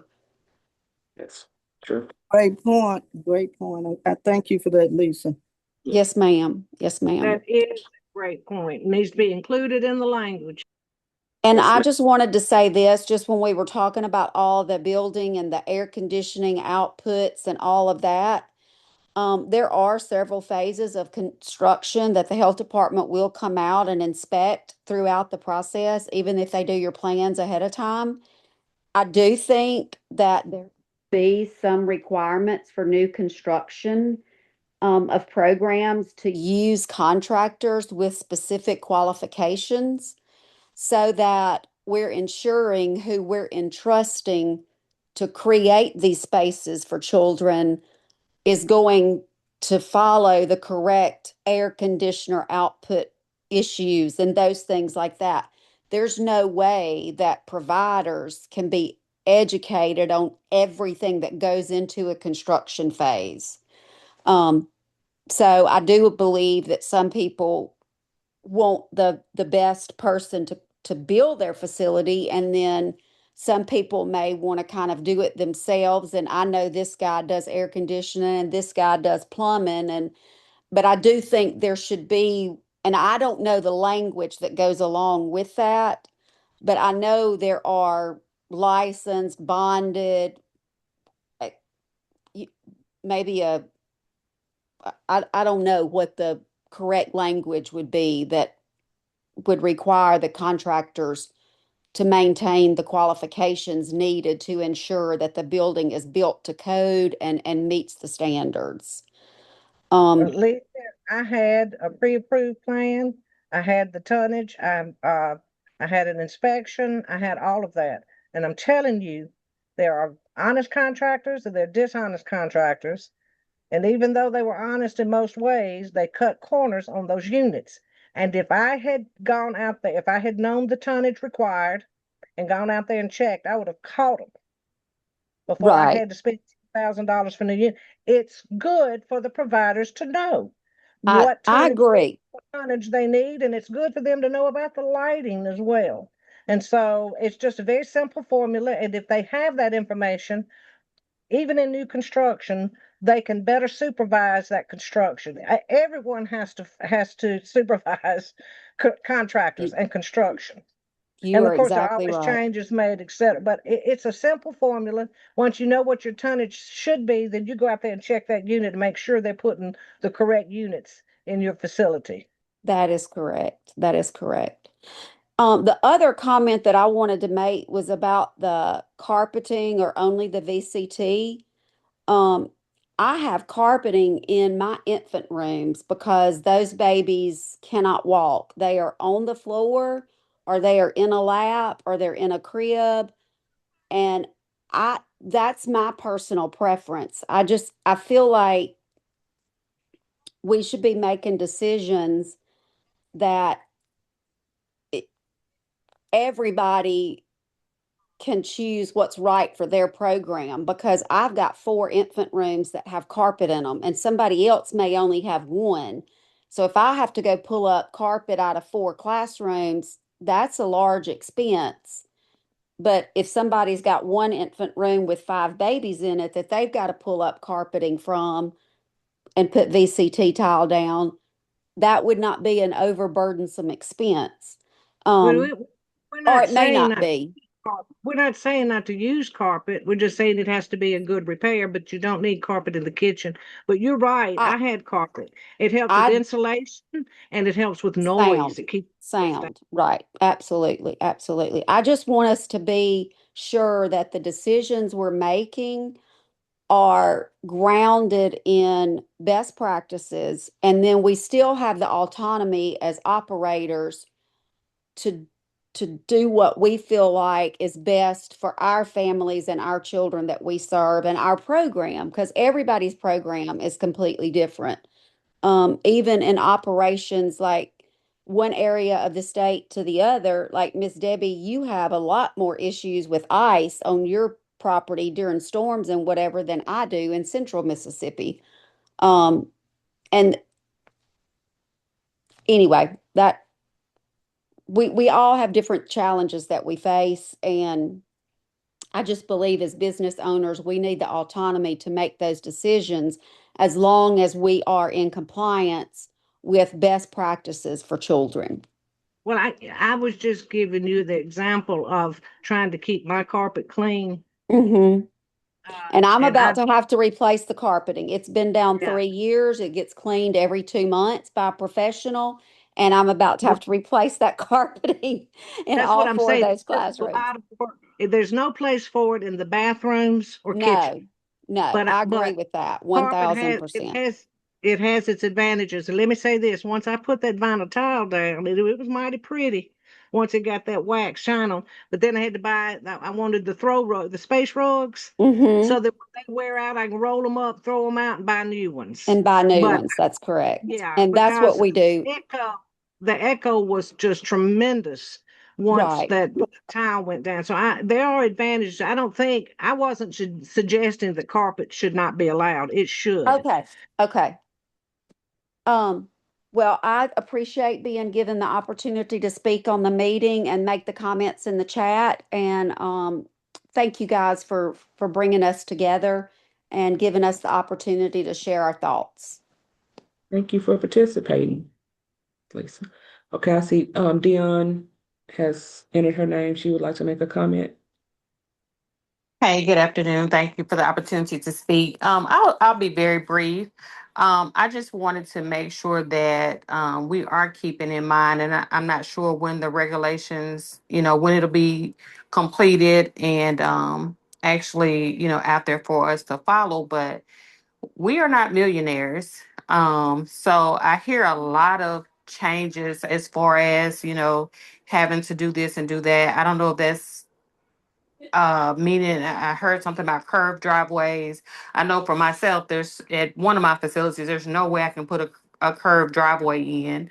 And then the other thing that I really want to harp on is, and I don't have stairs in my facility, but I'm just thinking about others. What happens when you want to sell your current facility and now you cannot use the upstairs part of your building, and be able to sell it as a child care facility, even if it was built as a facility. School age children, in most public schools, especially Rankin County, some of those schools, those children are going up and down stairs. So I don't think that we should overturn the fire code if the fire marshal is okay with it. I think that should be, in consideration. Also with the pools, I do have a close friend that had a pool and was told that she had to drain it, and her pool cracked. So now that's going to cost her thousands of dollars because you can't fully drain a pool. So a lot of this, I think we're going a little too deep with it. Um, like the young lady just mentioned about the air conditioning units and things like as such. I mean, when you build a building, there are building codes, and your city inspectors are supposed to come out and inspect those things. And so, to get away with the air conditioning unit that didn't sufficiently cool your building is part of the code from the city. When they came out, they should have inspected all those things, suppressant systems and vent hoods. They're supposed to come out and inspect those things before they even give you the certificate of occupancy. So I think once the city gives that to an individual for their property, I don't feel like the health department should step in and override those things. Thank you. But Dion, they do not inspect air conditioning units. They inspect to make sure that what's been installed is safe. There'll be no electrical fires, etc. But they do not inspect the tonnage. That's not something they do. They do inspect vent hoods over an oven. Uh, they make sure the lights are properly wired, but they don't inspect the lumens. That's something that you need to do in upfront in planning in order to provide the best environment you can for that child. And I'm not speaking of draining an in-ground pool. I said a wading pool, those little blue plastic pools from Walmart. All you have to do is flip it over. And that's to prevent a baby from running back out the door and jumping in.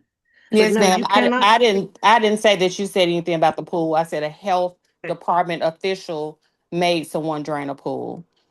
And So you it was no shot toward anybody specifically. I was just giving my opinion. well, they'll pop up out of the ground if they don't have water in them. So that would she should have gotten a second opinion, but no, that could have been covered with the tarp. And there are very good tarps that would prevent any child from falling into that pool, and also fencing around the pool with the lock would prevent that. She should not have had to do that. That's why we want these to be very, very clear, so that those kinds of errors don't happen in the future because a licensing official was not aware. And I You think guys, when we're talking about provisions where the health department approve you and that there should not be changes once that's done, I think I'm hoping that's what we're speaking about, because if you take your plan in and you have it reviewed by them, have your city to approve it and all, then at that point there should not be any changes. And that is what happened to me. And I just think what we're saying is, if you are approved and someone else buy it, and you are correct that they may not be able to come into that building and do the same thing. And I think that's in many businesses. If the law has changed, then that new business don't get to implement that old law, and that's why we grandfather. Well, we've had retroactive enforcement after retroactive enforcement, and by the way, that is highly unlawful. And that's what you're talking about, Dolores. But if we get these very, very clear and they understand that they can't go in to an existing facility and enforce some of these new regulations, then that will be better for all of us. That's why we wanted to add that verbiage that those who are considering renovations, et cetera, so that they know they can't go into an existing facility that's been operating that way for 25 years and say, you got to do this. We can't afford that. We're trying to prevent that kind of thing from happening here. So I agree with you. We have really suffered with retroactive enforcement.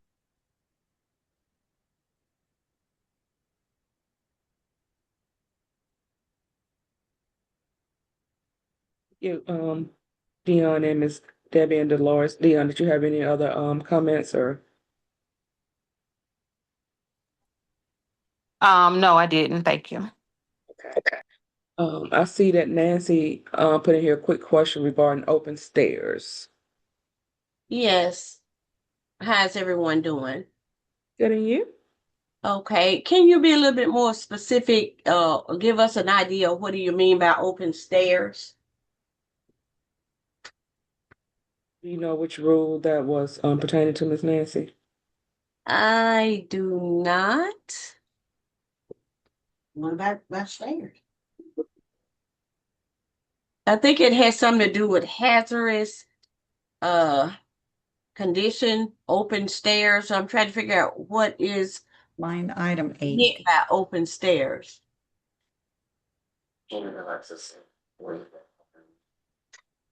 Right. I'm I assuming.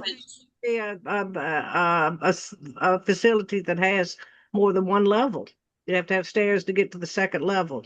Right, but what is meant by open? Where a child can Well, access it without any kind no of barrier. lock gate. Without Yeah. supervision. Yeah. What? What she said? Say that again. It would be if there's stairs like that with no barrier where a child can just get to the stairs and just walk up and down by themselves without any kind of supervision or anything to stop. You know, you have small children, say they was at the bottom of the stairs, if it was accessible where a child can just go up the stairs, no gate, no barrier, or anything to prevent them from being able to access the stairs. That would be considered open stairs. So if there is a set of stairs, you can have a gate right there at the bottom of the stairs. That would be a barrier. Okie dokie. Thank That- you. That demonstrates again the safety and health concerns with having more than one level. I do understand what Dion was saying, but I think going forward we need to encourage all to be on one level, a commercial building on one level, and that's my position. I do understand those that don't operate that way now would have a problem with sales, but girl, we're gonna all have problem with sales. Because there are probably about 500 facilities for sale right now, given the circumstances. But I do think going forward, we're talking about health and safety. My opinion is it should all be one level. Okay, but if you don't have going into, if you have one, what do you mean? You're gonna put that in the reg that it has to be one level? I think That new all? construction should be encouraged, just like not using the mobile trailers. I think there should be grandfathered in for those existing facilities, but going forward, we should shy away from that. And move to I'm talking one about the level reg. I can facilities. see a desire, but I'm talking about the reg. If you have access and there are stairs and you're providing what is needed for the code to do it, you're gonna put in the regs that you suggest that if we're gonna build a new center or buy a building, that it be one level? Yes, that's exactly correct. You're I gonna think put that is You're gonna put that in the reg. for new construction. Yes, I think so. That is my opinion. I think that's best for health and safety. They need to be on one level, and then you don't have construction. New construction and renovation of a building that have stairs. I didn't say renovation. I did not say renovation. I Okay, said new gotcha. construction moving forward need to be on one level. Then you don't have a problem with children getting to an open staircase, falling down, etc. I got you. Okay, I got you now. Thank you. Uh-huh.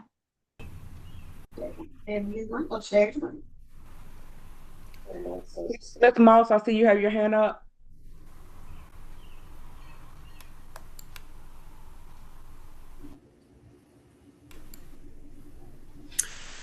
A couple of comments. Miss The King, we'll water, get to you the in a body second. water. Miss Okay. King, we'll get to you just a second. Ms. Moss had her hand up. We'll get you next. You're muted, Ms. Moss.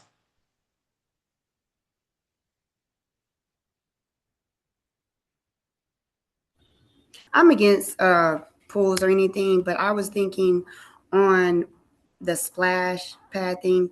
And is there anything that says about the like sprinkles, standing up water, like hazards for low risk for water activities like that?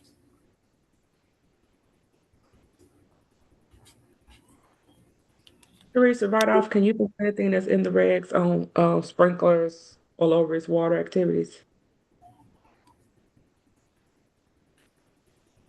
I can't think of anything right off about sprinklers or splash pads, the stand up splash pads that they stand on with a water sprinkle over them. That's what she's talking about.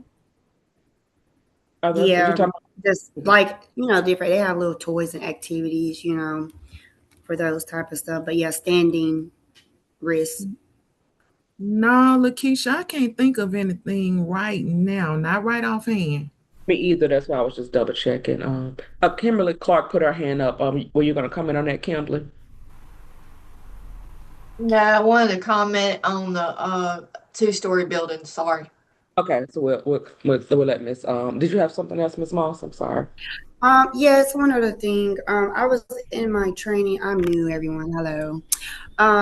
And I noticed it wasn't specified about owners that are qualified in the position when they stated that not allowed. I wanted to know if that language would be specified in that regulation to make everything more clearer. He's like me. That's ownership. So you're saying owners who have like qualifications to be the director versus owners that do not? Yes, ma'am. It just wasn't clear in the training.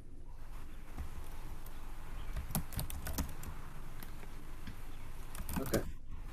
Gotcha. I put a note of your question, Miss Moss. Okay, and I have one more thing. Zone requirements. They have those, and it differs. Is it a way that they can, or is it through the city that they can provide a clearer zoning requirements, like before spending money and confirming property eligibility for the child care use? Is that in the regulations, or is that just dealing with zoning? That's a zoning issue, and each city county has their own zoning requirements. So that would be the prospective owner reaching out to their zoning department to see what those requirements are, because that is specific to a lot of times that specific city or county. Okay. All right. Thank y'all. Thank you. Ms. King?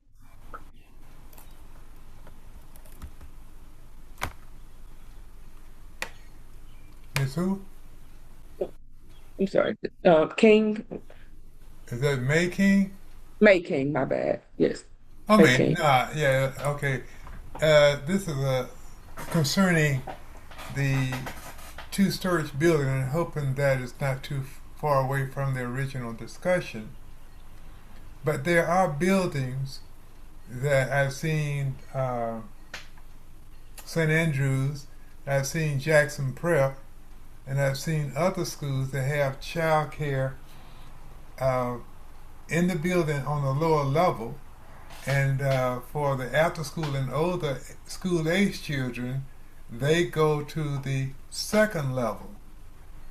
And I do think that when a person purchased an existing two-storage building that was already licensed for child care should be allowed to continue under a new license as a child care as well, and then allow the fire department or develop rules that would give protection to the preschool kids, because one group of people should not be allowed to have a two-story building such as St. Andrews and Jackson Prep, and the rest of us not to be allowed. Because if I have a building that has a second storage to it and I want to sell it to another person, they should not be excluded from the process of having the same privilege and license that I had before a new rule set in, totally destroying the idea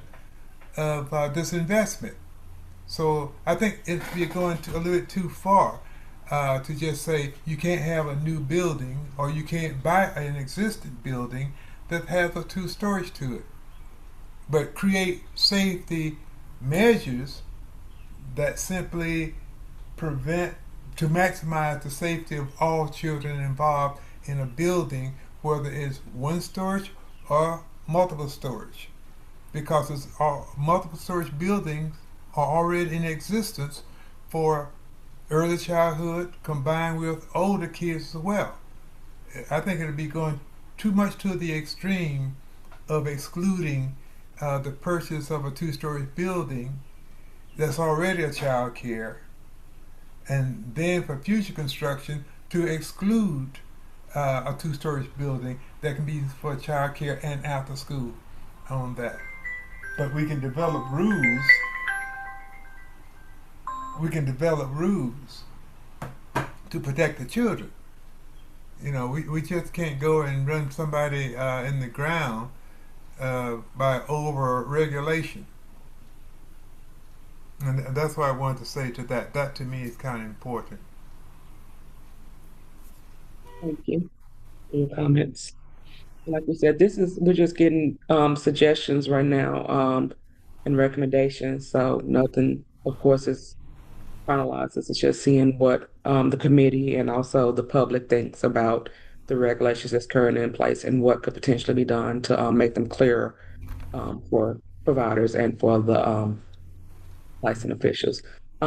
Kim, you have your hand up. Yeah, so I'll piggyback off Mr. King and some previous conversations about two-story buildings in case the public doesn't know and the committees don't know. Zoning approval and fire inspections ordinances are different per county. Even within the county, they're different. So those zoning and those fire inspections will also dictate and can dictate, not always, but can dictate what ages are upstairs. So they monitor that as well, and they put precautions in two-story buildings for childcare facilities. And I'll just use West Point as a reference. Their fire inspections, you have to meet so many, their ordinances and their requirements to even function upstairs if you have a two-story building. And if you don't meet their requirements, they do not allow you to operate as a childcare facility upstairs. So there are ordinances and stuff put in place by the city and by the fire marshals throughout the state, and they're different throughout their state. Every county is different. The city inside the county can be even different. So those are some helpful guidelines to help you along those lines to figure out what's allowed upstairs and what's not. And also, I highly recommend and I'll tell anybody that speaks to me, especially if they're looking to open up a very new childcare facility, you go get a zoning approval letter first and a fire inspection, because I want you to know what you're getting yourself into. I want you to know that the city says you have to do X, Y, and Z, and I want you to know the fire marshal says you need to do X, Y, and Z, because you have to meet their requirements top and first before we move forward. I'm trying to save a lot of heartache in that way too. Thank you, Kim. Are there any other questions or comments surrounding buildings and grounds today?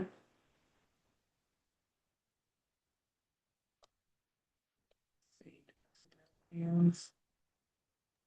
a couple of hands up. I think that was, let me see, that was Kim and Sade.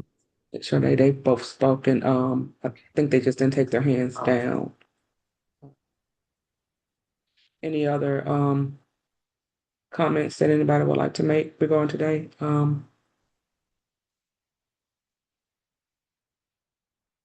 Well, if that's all the comments, we finished 10 minutes early. I want to thank everybody for hanging in here with us today. I think we've gotten a lot of good feedback and a nice discussion started regarding these regs on buildings and grounds. If you're available, we will have another meeting tomorrow from 12 to 3 regarding infectious diseases.